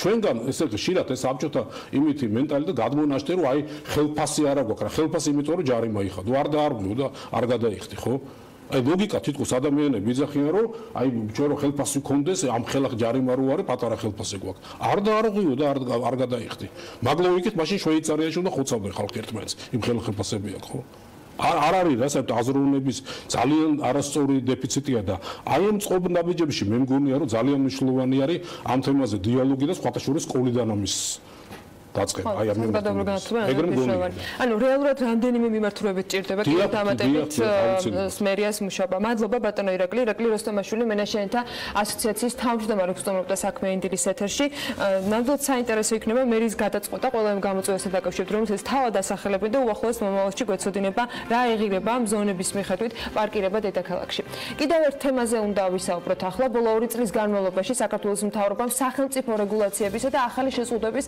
რამდენიმე სერია განახორციელა, რამაც მოსახლეობას ფაქტობრივად ხარჯები გაუზარდა. გამკაცრებული სახელმწიფო რეგულაციების ქვეშ მოექცა ეკონომიკის თითქმის ყველა სექტორი. ახალი რეგულაციები დაწესებული არის საბანკო და სატრანსპორტო სეგმენტებშიც. გაიზარდა ისეთი სახელმწიფო მოსაკრებელი, როგორიც არის მაგალითად სააქციზო გადასახადიც. მოქმედ 5 რეგულაციას ნინი ლონგურაშვილი ახლა ერთიანად გაგვაცნობს. ნინი დილამშვიდობისა, მოგესალმებით გისმენთ. დილამშვიდობისა ანა, მივესალმებით ჩვენ მაყურებელს. მოდი დავიწყოთ საბანკო რეგულაციებით, რომელიც ახალი წლის დასაწყისიდან შევიდა ძალაში. ეს ცვლილებები ყველა სახის საბანკო კრედიტებს შეეხო პირველ რიგში სესხების მაქსიმალური ვადა განისაზღვრა და ის ასე გამოიყურება იპოთეკა 15 წელი, უძრავი ქონებით უზრუნველყოფილი სესხი 10 წელი, ავტოსესხი 6 წელი და ყველა სხვა ტიპის სესხი 4 წელი. შემდეგ უკვე დადგინდა კოეფიციენტების ახალი სისტემა, ანუ მსესხებელს ყოველთვიურად სესხის დასაფარად შემოსავლის მაქსიმუმ 60%-ის გადახდა შეუძლია. და რას ნიშნავს ეს? თუ დასაქმებულის ხელფასი 1000 ლარამდე არის და სესხიც ლარში არის გამოტანილი, ყოველთვიურად გადასახდელი თანხა ანაზღაურების 25-35% იქნება. ანუ 1000 ლარის შემთხვევაში ეს თანხა 250-დან 350 ლარამდე მერყეობს. იმ შემთხვევაში თუ ხელფასი 2000 ლარამდე არის და სესხიც ლარში არის, ყოველთვიურად გადასახდელი თანხა ანაზღაურების 25-45% იქნება. 4000 ლარამდე ხელფასის პირობებში 45-55% იქნება, ანუ თვეში 1800-დან 2200 ლარამდე იქნება სახდელი და 4000 ლარს ზემოთ ხელფასზე უკვე 50-60%. შესაბამისად აღნიშნული რეფორმით კრედიტზე წვდომა უმეტესწილად მოსახლეობის ყველაზე დაბალ შემოსავლიან ნაწილს გაურთულდა. ასევე 2019 წლის 1 იანვრიდან საბანკო რეგულაციებთან ერთად ვიცით რომ შევიდა და ამოქმედდა საპენსიო რეფორმაც. ამ სისტემაში ჩართვა სავალდებულო არის 40 წლამდე პირებისთვის, ხოლო დანარჩენებისთვის ნებაყოფლობითია. ახალი საპენსიო სისტემის მიხედვით საპენსიო ფონდში დასაქმებულის ხელფასის 6% ირიცხება. საპენსიო შენატანებს თანაბრად ინაწილებენ სახელმწიფო დამსაქმებელი და დასაქმებული და რეფორმის შედეგად დასაქმებულების ერთი ნაწილი უფრო ნაკლებ ხელფასს იღებს ხელზე. კერძოდ რიგ შემთხვევებში დასაქმებულ საპენსიო ფონდში ანაზღაურების 2 ან 4%-ის გადახდა თავად უწევს, სახელმწიფო ბიუჯეტი კი დარჩენილ 2%-ს სწორედ დასაქმებულთა მიერ გადახდილი გადასახადებიდან ფარავს. მესამე რეგულაცია უკვე სააქციზო გადასახადი არის, ბიუჯეტის შევსების მიზნით ბოლო წლების განმავლობაში ხელისუფლებამ რამდენჯერმე გააძვირა აქციზის განაკვეთები. 2017 წლიდან აქციზი გაიზარდა თითქმის ყველა სააქციზო საქონელზე, თამბაქოს ნაწარმისა და საწვავის ჩათვლით. ნავთობპროდუქტებზე აქციზის ზრდამ დაახლოებით 20-25 თეთრით გააძვირა ყველა სახის საწვავი. თამბაქოს კი ფასი საშუალოდ 2 ლარამდე მოემატა. მეოთხე რეგულაცია უკვე არის ავტომობილების ტექნადვალიერება, რომელიც ძალაში ისევ 2019 წლის 1 იანვრიდან შევიდა. კანონით ტექნიკური დათვალიერების გავლა სავალდებულო არის ნებისმიერი ტიპის ავტომობილისათვის, პროცედურის ფასი მსუბუქი ავტომობილების შემთხვევაში 60 ლარია, სატვირთო და სამგზავრო ტიპის ავტოსაშუალებისთვის კი 100 ლარი. და ბოლო მეხუთე რეგულაცია, რაც ტაქსების ლიცენზირებას გულისხმობს, ტაქსის 1 წლის ლიცენზია შიდაწვის ძრავის მქონე ავტომობილებზე 1000 ლარი ღირს, 50 ლარი ხდება ჰიბრიდული ძრავის მქონე ავტომობილებზე, ხოლო ელექტრონული ძრავის მქონე ავტომობილებისათვის ტაქსის ლიცენზია უფასოა. შესაბამისად რეგულაციამ საწვავის გაძვირების პარალელურად გაზარდა ტაქსების მომსახურების ფასიც. მადლობა ნინის, მადლობა მიმოხილვისათვის. ყველა ამ თემაზე ალბათ ბევრი გვისაუბრეთ და მომავალშიც არაერთხელ მიმოვიხილავთ, თუმცა ნამდვილად კარგი თვალსაჩინოება, როდესაც დაახლოებით თვინახევრის ამ რეგულაციების ჯამს ერთად ვხედავთ. კიდევ ერთხელ მადლობა ნინი ლონგურაშვილს, ჩვენ კი წინ ძალიან საინტერესო სტუმრობა გველოდება, რამდენიმე წუთში რეკლამის შემდეგ თათია ჩაფიჩაძესთან ერთად გიერთებით.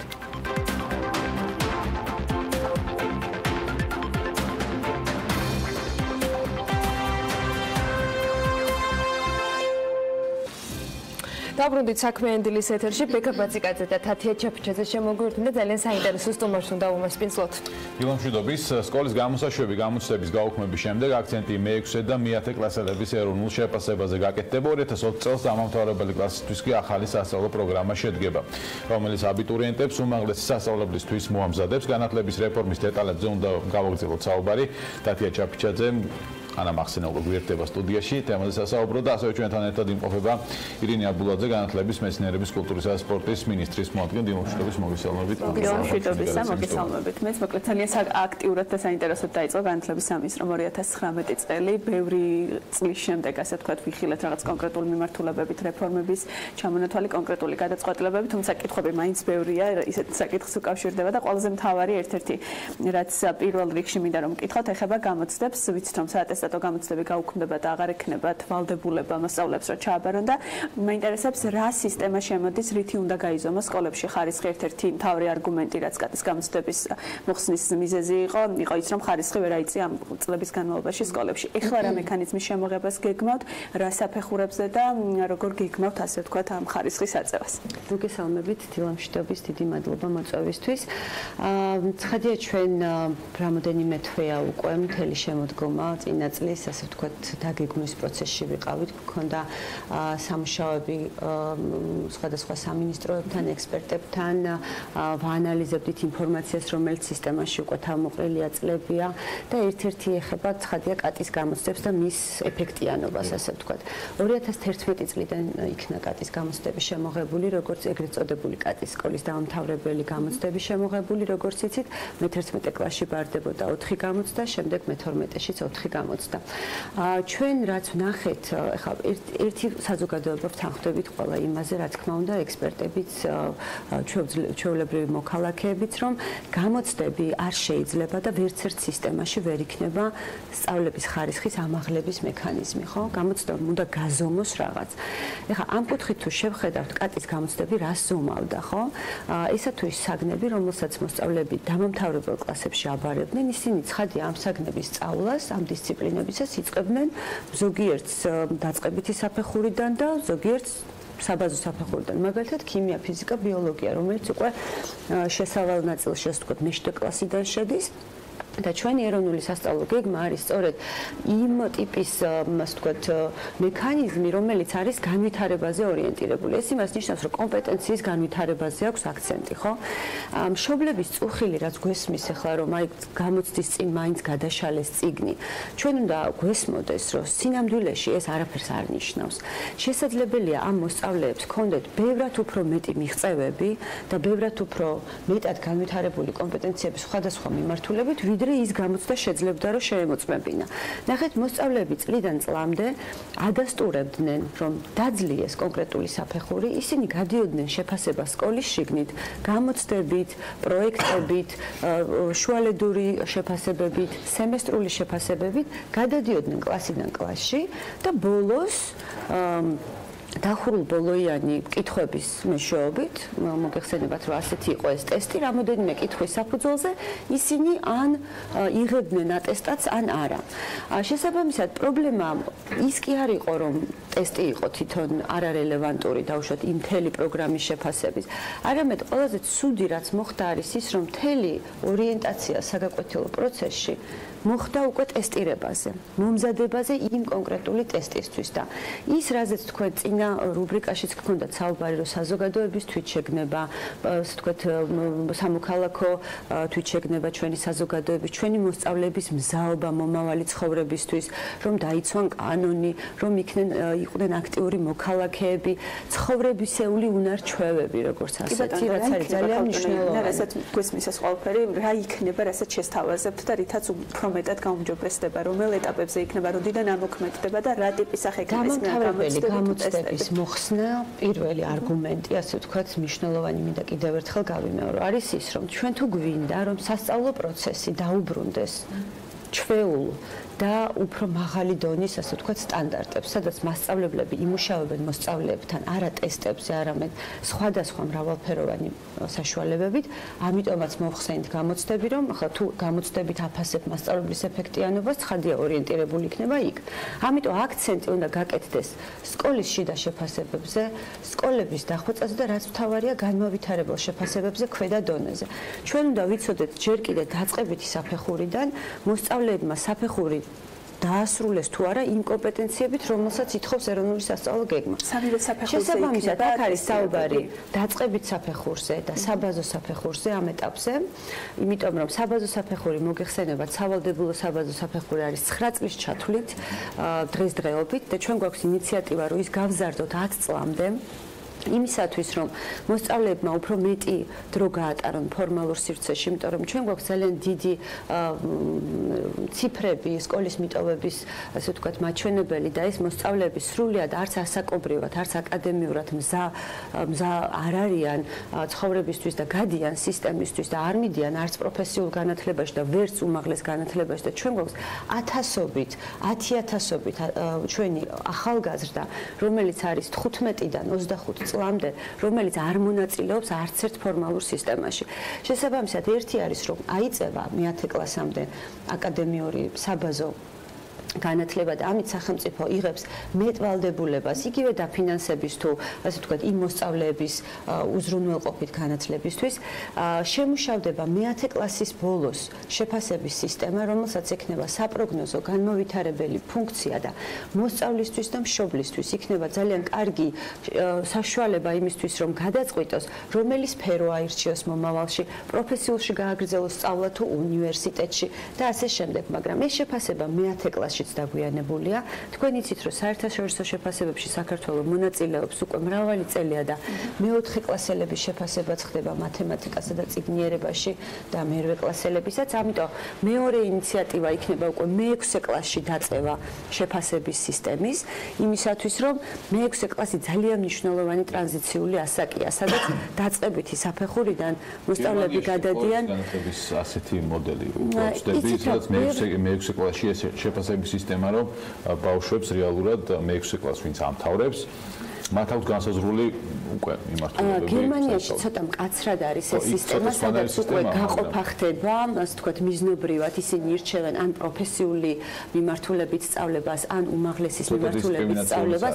დიახ, ჩვენი სისტემისთვის ჩვენ ამაზე ბევრი ვიმსჯელეთ, მაგრამ ჩვენ ვფიქრობთ, რომ ეს ჩვენთვის ამ ეტაპზე მისაღები არ არის, იმიტომ რომ გერმანიის ეკონომიკას თუ შეხედავთ და ბიზნესის განვითარებას და პროფესიული განათლების საჭიროებას, ცხადია, იქ ძალიან დიდი მოთხოვნა არის პროფესიულ განათლებაზე, იმიტომ რომ იქ არის ძალიან ბევრი საწარმო და ზოგადად მოთხოვნა ძალიან დიდია. ჩვენთვის რელევანტური ამ შემთხვევაში, ამ გარდამავალ ეტაპზე არის ის, რომ ვიცოდეთ დაწყებითი და საბაზო განათლების დასრულების ეტაპზევე, ადრეულ ასაკშივე ჩვენი მოსწავლეები რა კომპეტენციით არიან და არა სკოლის მე-11-მე-12 კლასში, როდესაც მოსწავლეები იჭრებიან რომელიღაც საგანში და პრაქტიკულად არანაირი შანსი არ ეძლევა შემდეგ არც განვითარების, არც დასაქმების, არც შემდგომი განათლების.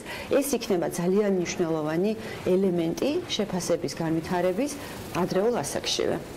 ჩვენი რაც შეეხება თქვათ იყო როდესაც გამოცდები მაშინ მე-12 კლასის დამატების შემდეგ იყო ასე სკოლაში ბავშვები ფაქტობრივად არ დადიოდნენ შესაბამისად ისინი ემზადებოდნენ ეროვნული გამოცდებისთვის და რაღაცა დაბრუნების მცდელობაც იყო ბავშვების სკოლაში ამ გამოცდების დამატება ანუ არც ამან არ იმუშავა როცა ხარისხს ვსაუბრობთ მარტივი სინამდვილეში საკმაოდ უკუ ეფექტი მივიღეთ იმიტომ რომ მე-12 კლასელებს მაგალითად ახლა ეროვნული სასწავლო გეგმით დადგენილი არის 30%-იანი თავისუფლება, ასე ვთქვათ, მოსწავლეების იმ შემთხვევაში თუ 30%-ზე მეც გააცდენს მოსწავლე თითოეულ საგანში, მაშინ უწევს უკვე ექსტერნის გამოცდის ჩაბარება და მე-12 კლასელებს კიდე პლუს დამატებით აქვთ შესაძლებლობა ქონდათ არსებული რედაქციით, რომ აპრილის შემდეგ უკვე შეეძლოთ სკოლაში აღარ იართ. ანუ რა ხდება, იცით, რეპეტიტორობის სისტემა ცხადია არის ძალიან დიდი მასშტაბით ჩვენთან წარმოდგენილი საგამოცდოთ მომზადების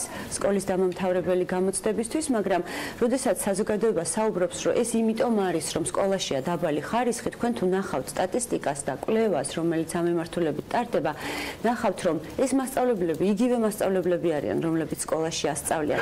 ანუ უბრალოდ სისტემა უბიძგებს იმისკენ, რომ რასაც მასწავლებელი მთელი წელი აკეთებდა, შეიძლება მე-7 კლასიდან პროექტებს ატარებდა და სხვა და სხვა, შემდეგ უკვე ორიენტირდეს უნდა კატის გამოცდებზე და კონკრეტული ტესტების სავარჯიშოზე. ამიტომ რეალურად დასწრებასთან გამოცდა ვერ იქნება დასწრების კატის გამოცდას გულისხმობ დასწრების უზრუნველყოფი. დასწრება უნდა გაიზარდოს იმ საინტერესო გაკვეთილით, რომელსაც მასწავლებელი ჩაატარებს იმ პროექტებით და იმ მოსწავლეთა ჩართულობით, რომელიც ჩვენ გვინდა რომ დავნერგოთ. საინტერესო გაკვეთილები, საუბრობდით მასწავლებლთა პროფესიული განვითარების მასწავლებლთა სახლის წარმომადგენელთან ცოტა ხნის წინ, რომ იცვლება რეგულირების წესი, შედის სხვადასხვა ტიპის ცვლილებები და საუბარია რაღაც 360 გრადუსით შეცვლაზე მასწავლებლებისა. როგორ გეგმავთ იმ კომპეტენციების ფარგლებში რაც არის და თქვათ როგორ მოხდება ამის მონიტორინგი, რა განხორციელდება უშუალოდ საკუთრებაში? ჩვენ უკვე შემოდგომაზე დავიწყეთ პილოტირება მასწავლებელთა პროფესიული განვითარების და ზოგადად სკოლების განვითარების ხელშემწყობი მოდელის. ეს გულისხმობს იმას, რომ შერჩეული ექსპერტები, რომლებიც ახლა უკვე მეორე ნაკადი გადის ტრენინგებს, ისინი მივლენ სკოლებში და მასწავლებლებთან და დირექტორებთან ერთად იმუშავებენ საგაკვეთილო პროცესის დახვეწაზე. ჩვენ მრავალი წელია უკვე ტრენინგებს თავაზობთ მასწავლებლებს. იცით 2008 წლიდან არსებობს მასწავლებლთა პროფესიული განვითარების ცენტრი და პრაქტიკულად უდიდესი ნაწილი მასწავლებლების ამა თუ იმ ტრენინგ მოდულში გადამზადებულია, მაგრამ რაც აჩვენა კვლევებმა და ასევე საუბრები, რასაც აჩვენებს სკოლებთან, არის ის, რომ მასწავლებლებს უჭირთ ტრენინგზე მიღებული ცოდნის და უნარების გადატანა საკლასო ოთახში. ანუ პრობლემა მაინც რჩება და მასწავლებლები, ასე ვთქვათ, ვერის გამოსავალი, რა ფორმით ყველაფრის შეცვლას. გამოსავალი არის სკოლის მთლიანი განვითარება. ინდივიდუალური მასწავლებელი და მინდა ვისარგებლო შემთხვევით და დღეს დილით გამოქვეყნდა შედეგები მასწავლებლის საერთაშორისო ჯილდოსი და ჩვენი ლადო აფხაზავა მასწავლებელი ჩიბათიდან არის საუკეთესო ათეულში მსოფლიოს მასწავლებელთა ჯილდოსი და მინდა მიულოცო მას და მის მოსწავლეებს და ჩვენ სისტემას ეს წარმატება. ასეთი მასწავლებლები არსებობენ. უბრალოდ ჩვენ გვჭირდება ახლა ორიენტირება ამ ძლიერი მასწავლებლების სკოლის განვითარებაზე. ჩვენი საკონსულტაციო ჯგუფები, რომლებიც შედგება კურიკულუმის ექსპერტისგან, ტექნოლოგიების ექსპერტისგან, დირექტორის, ასე ვთქვათ, მენეჯმენტის მიმართულებით ექსპერტისგან, ისინი უკვე შერჩეული ახალი 50 სკოლა, სადაც ჩვენ უკვე შევდივართ გაზაფხულიდან და მთელი სემესტრის განმავლობაში ყველა იმუშავებს შესაბამის, ასე ვთქვათ, რგოლთან სკოლის დონეზე, იმისათვის რომ დირექტორმა გააუმჯობესოს სასკოლო კულტურა, უსაფრთხოების თუ თანამშრომლობის თუ სხვა მიმართულებით, მასწავლებლებმა დახვეწონ თავიანთი საგაკვეთილო გეგმები, ტექნოლოგიების ექსპერტები დაეხმარებიან უფრო მეტად გამოიყენონ ტექნოლოგიები. ან ჩვენ მივხვდით, რომ თუ არ დავხარჯეთ ბევრი რესურსი და თუ არ მივედით სკოლაში დახმარებისთვის, მხოლოდ ცალკე აღებული ტრენინგი ამ სისტემას ვერ შეცვლის. 150 სკოლაში პილოტმა რაც დაგვანახა და გიწევთ ყველას შეგიძლიათ მობრძანდეთ და თავად გადაიღოთ ან ნახოთ იქ სიტუაცია დაწყებით კლასში, მასწავლებლები საუბრობენ, რომ მათ სრულად ახლებურად დაიწყეს ამ სასწავლო პროცესის ასე ვთქვათ შეფასება და წარმართვა. მოსწავლეები უფრო მეტად აქტიურად ჩაერთნენ პროცესში. ანუ რას ნიშნავს საგაკვეთილო პროცესის ეფექტიანობა, ხო? ის პროცესი, რომ სადაც მასწავლებელი არის გარემოს შემქმნელი და სთავაზობს მოსწავლეებს ისეთ საგაკვეთილო პროცესს, რომელიც მათ ესმით, რომელიც მათთვის გასაგებია, დაკავშირებულია გარემოსთან. ნამდვილად საინტერესო იქნება ამ ყველაფრის ერთიან დანახვა და ყველა იმ სქემის განხილვა. დარწმუნებული ვარ, მომავალში გვექნება შესაძლებლობა, რომ მათ დეტალურად ასევე ჩაუღრმავდეთ. მადლობა სტუმრობისათვის. ირინა აბულაძე, საქართველოს განათლების, მეცნიერების და კულტურის და სპორტის მინისტრის მოადგილე იყო საქმიანი დილის ეთერში. და ვიდრე სარეკლამო პაუზაზე გავაკეთეთ, ჩვენ შემდეგ სტუმრებს უმასპინძლებს. სულ რამდენიმე წუთის წინ გავრცელებული განცხადება მინდა, რომ ჩვენს მაყურებელს გავაცნოთ TBC საქმესთან დაკავშირებით. მამუკა ხაზარაძემ Facebook-ის საკუთარ გვერდზე გავრცელა განცხადება, რომლის მიხედვითაც მან TBC ბანკი დატოვა და შესაბამისად ეროვნული ბანკის გადაწყვეტილების გასაჩივრებაზე დავა შეწყვეტილია. მამუკა ხაზარაძე მიმართავს TBC-ელებს და TBC ბანკის გულშემატკივრებს. იხდის მადლობას 27 წლის განმავლობაში გაკეთებული საქმეებისათვის და თანადგომისათვის და საუბრობს ამ სტატუსში, რომ TBC ჯგუფი იმყოფება შეტევის ქვეშ, რომლის შედეგადაც საერთაშორისო აქციონერებმა ერთ თვეში $200 მილიონი ზარალი მიიღეს. შესაბამისად, ჩვენმა ქვეყანამ სერიოზულად იზარალა, აღნიშნავს ხაზარაძე. ყოველგვარი გამოძიებისა და სასამართლოს გადაწყვეტილების გარეშე მოგვაყენეს სერიოზული რეპუტაციული ზიანი ფულის გათეთრების აბსურდულ საკითხთან ვითომ და კავშირში, რომლის არარსებობა საერთაშორისო დონეზეა დამტკიცებული. მამუკა ხაზარაძე აღნიშნავს, რომ მიმართვის და წერილების მიუხედავად არც ერთ საჯარო მოხელეს არ გამოუთქვა მსურვილი, მას შეხვედროდა და სიტუაციაში გარკვეულიყო, მიუხედავად იმისა, რომ როგორც ის აღნიშნავს, მათთან გაგზავნილია შესაბამისი დოკუმენტებიც. მე მივხვდი, რომ მიზანი ჩემი დისკრედიტაცია, იმასაც მივხვდი, რომ აქ ჩვენთან წარმატებას ებრძვიან, მივხვდი, რომ კომპანიის ზრდა საქართველოში ლიმიტი უნდა ჰქონდეს დაწესებული, ჩემზე ასეთი თავდასხმა პირდაპირ აისახება ჩვენი ბანკის რეპუტაციაზე. ბანკი კი არ შეიძლება ხანგრძლივ სასამართლო დავაში იყოს თავის რეგულატორთან, მით უმეტეს თუ ეს უკანასკნელი არაა თავისუფალი თავის გადაწყვეტილებებში მიუხედავად მისი კანონით მინიჭებული მაღალი ხარისხის დამოუკიდებლობისა. ლონდონში ბანკის სამეთვალყურო საბჭომ მიიღო გადაწყვეტილება ეროვნულ ბანკთან სამართლებრივი დავის შეწყვეტასთან დაკავშირებით. მხოლოდ და მხოლოდ ბანკის, მისი აქციონერების და დეპოზიტარების ინტერესებიდან გამომდინარე. შესაბამისად, მე მივიღე გადაწყვეტილება წავიდე ბანკიდან, სადაც ჩემი ცხოვრების 27 წელი გავატარე ბანკიდან, რომელიც $500 რეგიონის უმსხვილეს მოთამაშედ ვაქცია ჩემს გუნდთან ერთად. ხაზარაძე გამოთქვამს იმედს, რომ ეს გადაწყვეტილება დადებითად იმოქმედებს ბანკის მომავალ სტაბილურ და მშვიდ გარემოში განვითარებაზე. და წერს: მე მთელ ჩემს ენერგიას ჩვენი ქვეყნის უმნიშვნელოვანეს ანაკლის პროექტის განხორციელებას მივუძღვნი, იმედია დამცალდება საქმის ბოლომდე მიყვანა. სამშაბათს, როგორც დავპირდი პარლამენტს და საზოგადოებას, ვიქნები კომიტეტის მოსმენაზე, რათა მშვიდად განვიხილო და გავაცნო საქმის დეტალები პარლამენტარებს და საზოგადოებას. ამავე დროს დამოუკიდებლად გავაგრძელებ ჩემი უფლებების სამართლებრივ დაცვას სასამართლო წესით, როგორც კერძო პირი საქართველოში და უცხოეთში. შეგახსენებთ, ეს არის მამუკა ხაზარაძის მიერ მის Facebook გვერდზე გავრცელებული განცხადება, რომელიც სულ რამდენიმე წუთის წინ გაუზიარა მან მის სოციალური ქსელის მეგობრებს და რა თქმა უნდა, ეს განცხადება საინტერესო არის ჩვენთვისაც. რამდენიმე წუთში უბრალოდ უკვე გაქვთ შესაძლებლობა, რომ BMG-ს მკითხველებს უფრო დეტალურად გაიცნოთ ამ განცხადების შინაარს. ამ თემასთან დაკავშირებით ვისაუბრებ ცოტა მოგვიანებით საქმის კურსის ეთერშიც ბექაბაციკაძესთან, თუმცა იქამდე საქმიანი დილის ეთერში მცირე სარეკლამო პაუზის შემდეგ კიდევ ერთ ძალიან საინტერესო თემაზე სტუმრებთან ერთად მალე დაგიბრუნდებით.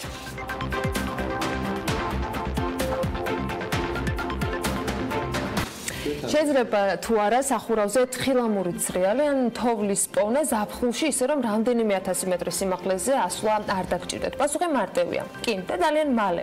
როგორ ამას საქმიან დილაში მოგიყვებით, ლიკა ქარდავას სტუმრებთან ერთად გვერდება და ნინი ლონგურაშვილმა სიუჟეტიც მოგვიმზადა, იმაში დასარწმუნებლად რომ თხილამურზე დგომა სახურავზეც მალე შეგეძლებათ, 4 სეზონის სათხილამურო ტრასაც მალე გქნება და ასე შემდეგ.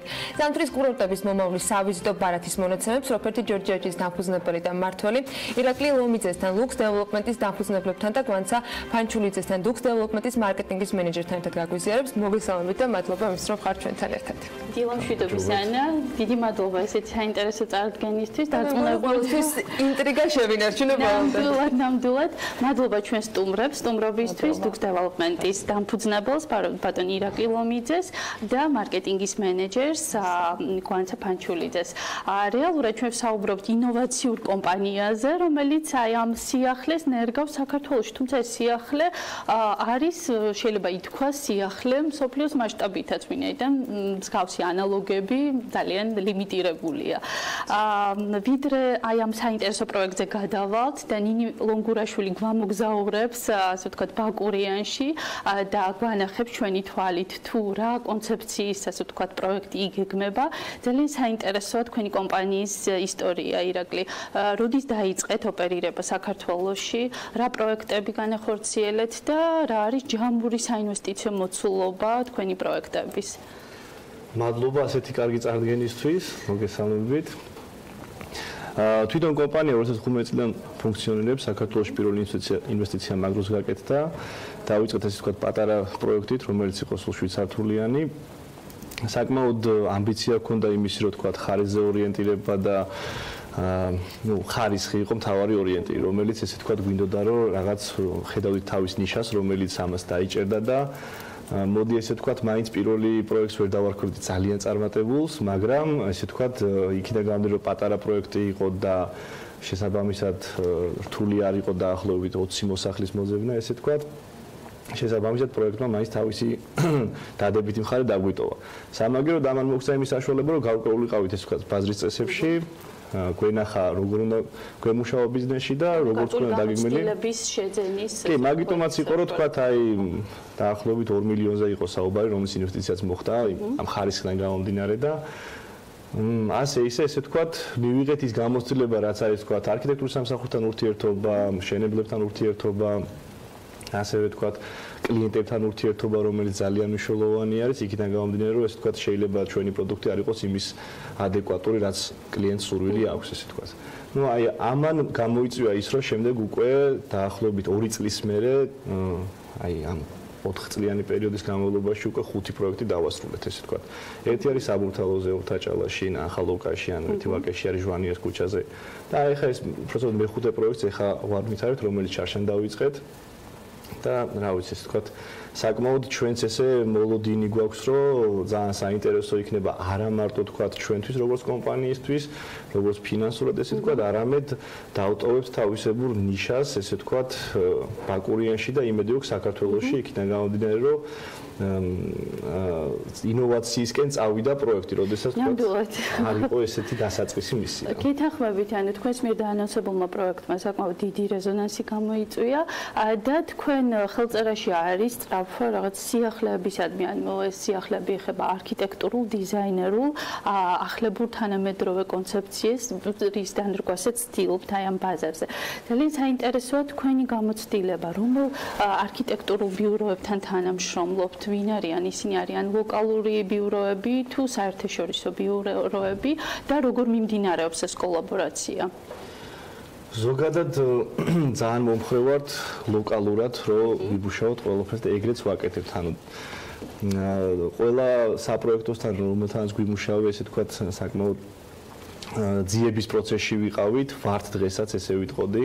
მიუხედავად იმისა, რომ მიჯაჭვულები ვართ რამოდენიმესთან, იქიდან გამომდინარე, რომ მაინც ლოიალობას ძალიან დიდი მნიშვნელობა აქვს და ჩვენს გვინდა, მაგრამ გვაქვს საკმაოდ ამბიციური გეგმები, რომ ამ პროექტით ჩვენ არ ვჩერდებით და პარალელურად რამოდენიმეს ვამუშავებთ და გვინდა დივერსიფიცირება, რომ ესე ვთქვათ, არა ჩვენი ესე ვთქვათ ინდივიდუალიზმი გამოვავლინოთ იმ კუთხით, რომ ვთქვათ ეს ჩვენი სტილია და ასე ვთქვათ ესეთ პროექტებს ვარ ვითარებთ. არამედ პირიქით დივერსიფიცირება მოვახდინოთ, რომ ჩვენ თითოეული პროექტი განსხვავებულია ერთმანეთისგან, იმიტომ რომ არქიტექტორს შეიძლება ძალიან თანამედროვე, ძალიან კარგი ხედვა ჰქონდეს, მაგრამ მაინც რაღაცა თავისებური ნაჭუჭერი, თუნდაც ძალიან მაგარი იყოს, ესე ვთქვათ რა. ამიტომ უკეთესია რომ ჩვენი პოზიცია უბრალოდ ეს კომპანიის პოზიციაა, რომ ესე ვიყოთ, ესე ვთქვათ, რომ ყველა პროექტი იყოს განსხვავებული. შეიძლება ვთქვათ, ვიღაცის უკეთესი იყოს, ვიღაცის შეფასებით, ძალიან ისეთი არქიტექტურა ზოგადად ხო ძალიან ინდივიდუალურად შესაძლებელია ეს პროექტიც კიდევ როდესაც მოვიდა თქვა ჩვენამდე ბოლომდე კომპანიამ ვერ გაიგო ესე თქვა რა ხდებოდა. დარწმუნებული ვარ ძალიან ბევრი ეტაპი გაიარეთ განხილვების და ასე თქვა ბრეინშტორმინგის ვიდრე საბოლოო კონცეფციამდე მიხვიდოდით.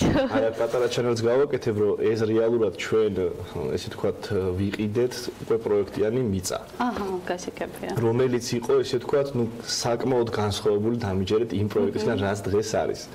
მოხდა ამის გადაკეთება, შენლონ კიდევ გადაკეთება, ანუ და აი როგორც თქვა ექიმები კათედრას შეუდგავენ ხოლმე ესე თქვა პროექტს, ისე ვაკეთებდით ჩვენც რა და საბოლოო ჯამში მივიღეთ ეს პროექტი, ანუ საბჭოსთან შეთანხმებით, საბჭოს ძალიან დიდი მხარდაჭერა ჰქონდა, რომ აი ასეთ პროექტს თუ განავითარებთ, იმიტომ რომ ეს ასე თქვა რაღაც ბაკურიანის თავისებური ღირსშესანიშნაობა გახდება და აი ამ ყველაფერმა საბოლოო ჯამში მივგვაღებინა ეს პროექტი და თავისებური დასახელებას ეს თქვა ლენდმარკ ბაკურიანი, რომელიც ალბათ იმედი გვაქვს რომ მართლაც ესე ნიშნა შესაძლებელია სახელწოდება.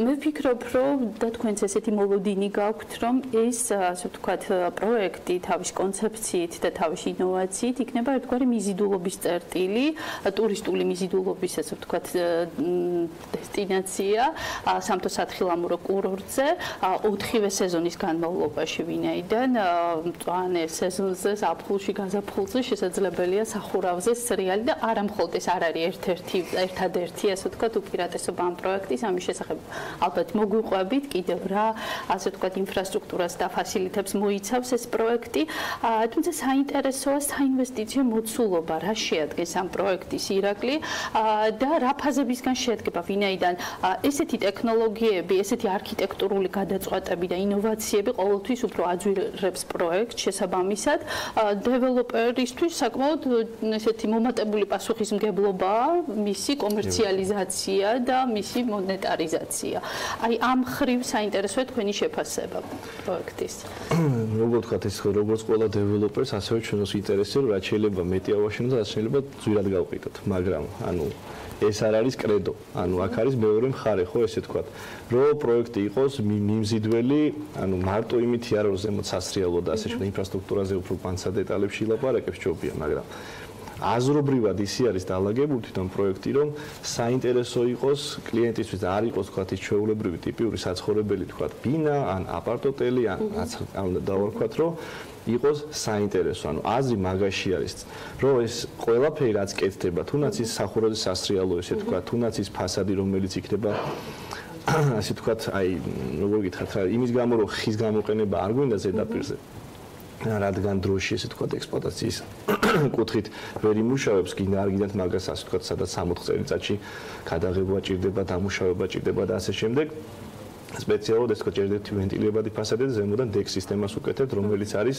ესე თქვა აი ბასეინებზე რაც იყენებოთ რომელიც ანუ წყლიზე მოქმედებით და რა თქმა უნდა ფასადის სისტემა და არა თქვა ის დეკი რომელიც გამოიყენება თქვა ბასეინებზე ანუ 60% ხის შემცველობა აქვს თან პლუს მაგას არ ზიანდება და შესაბამისად რაც უნდა მოხდეს ის თქვა იმ ვიზუალურ მხარეს ვინარჩუნებთ წლების განმავლობაში აქ არ არის საუბარი 10 წელზე ხარისხობრივად ექსპლუატაციაზე არის კი ბატონო და ამის საბუთი თქვა რაც არის რომ ჩვენი გარკვეულ რაოდენობას ჩვენ თვითონ ვიტოვებთ როგორც აქტივს შესაბამისად ინტერესი გვაქვს იმისი რომ რაც შეიძლება ნაკლები დანახარჯები გქონდეს სამომავლოდ და ასევე ესე ვთქვათ ექსპლუატაციაში ეს შენობა იყოს ისეთი რომ ხალხი რომელიც იყიდულობს ესე ვთქვათ ინვესტიცია გააკეთოს სწორი მიმართულებით რომ იქ ჩვენც რო ვიქნებით ლოკალურად ჩვენი ინტერესი იქნება დამატებით რომ ესე გაქირავდეს შემოსავალი დაწეროს და ასე ვთქვათ ვინც ინვესტირებას გააკეთებს მათთვისაც საინტერესო იყოს ანუ იქ ვართ ჩვენ არ გავდივართ და ცოტა გრძელვადია გეგმებზე გვაქვს საუბარი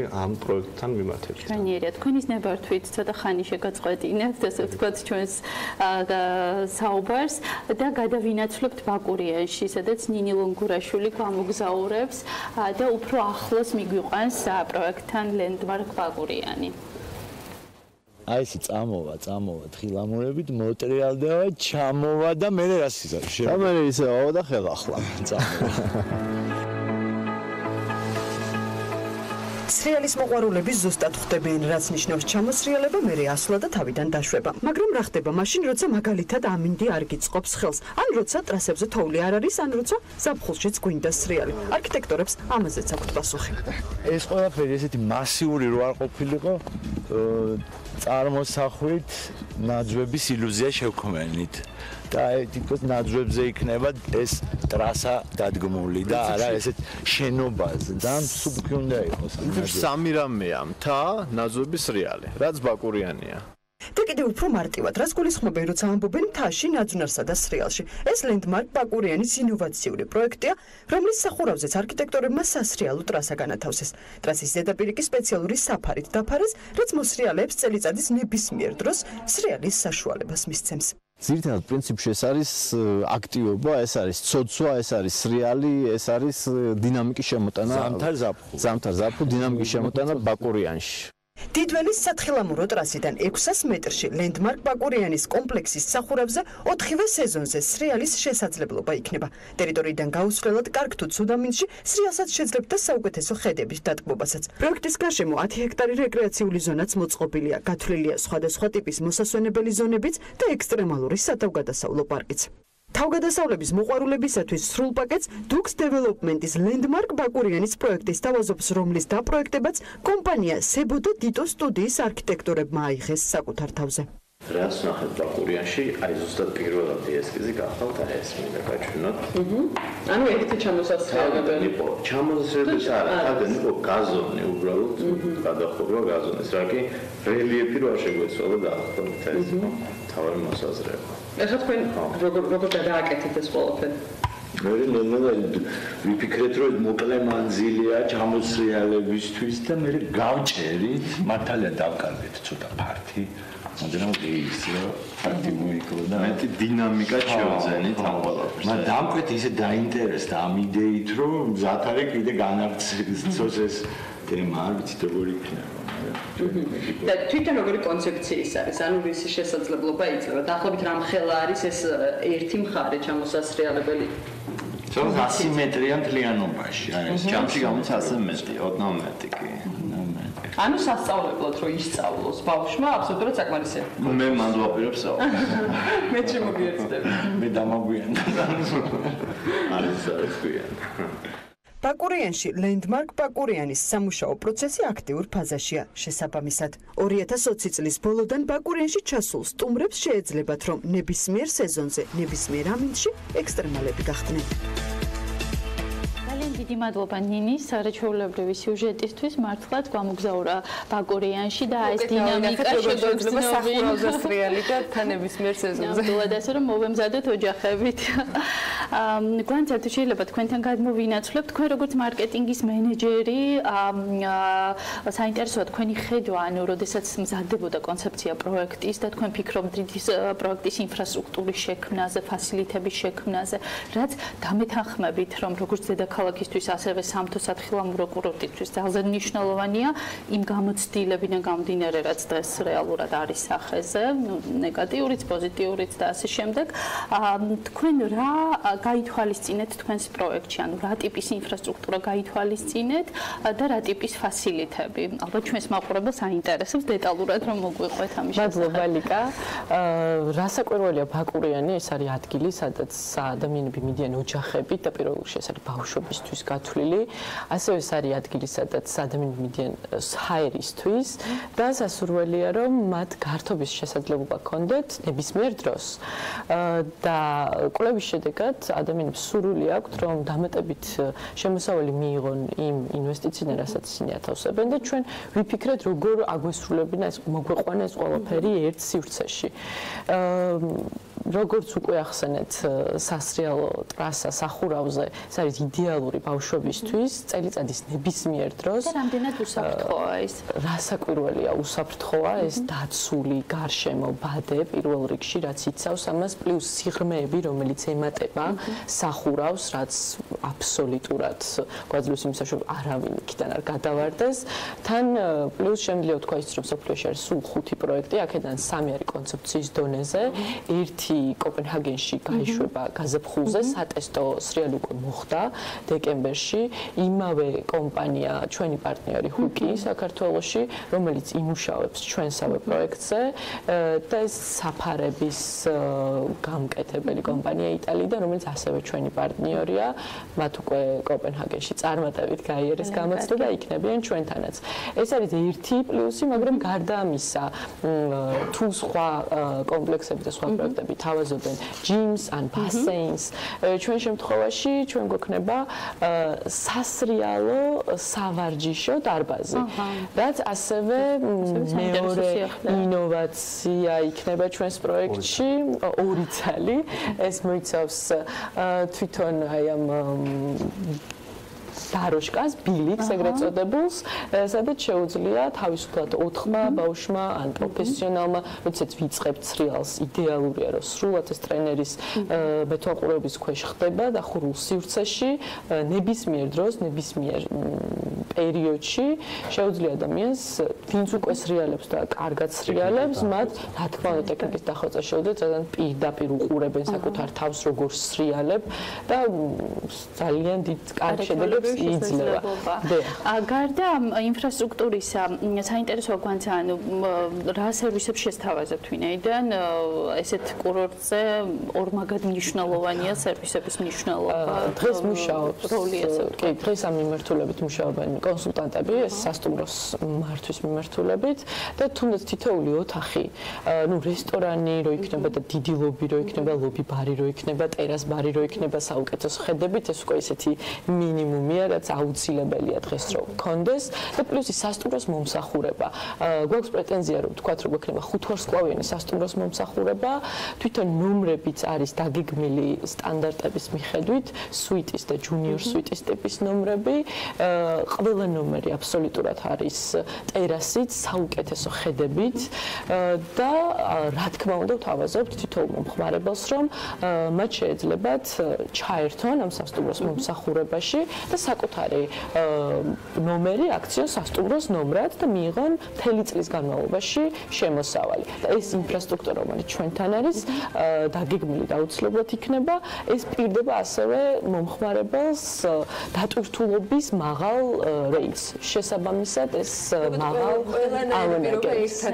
თავს ამ პროექტზე დარწმუნებული კიდევ ძალიან ბევრი დეტალის განხილვას მოვახერხებთ უახლოეს მომავალში, მით უმეტეს როცა ასეთ მრავალმხრივი და მრავალკუთხოვანი პროექტი არის წარმოდგენილი, ბევრი მნიშვნელოვანი საკითხი დაგვრჩება სამომავლოდ განსახილვად. მადლობა ძალიან დიდი იმისათვის, რომ იყავით ჩვენთან ერთად. ლიკა ქარდავა, პროპერტი ჯორჯეთის დამფუძნებელი და მმართველი, დღეს ირაკლი ლომიძეს დუქს დეველოპმენტის დამფუძნებელს და გვანცა პანჯულძეს დუქს დეველოპმენტის მარკეტინგის მენეჯერის მასპინძლობდა. მათთან ერთად ვასრულებთ საქმიან დილას და ბედნიერ დღეს გისურვებთ.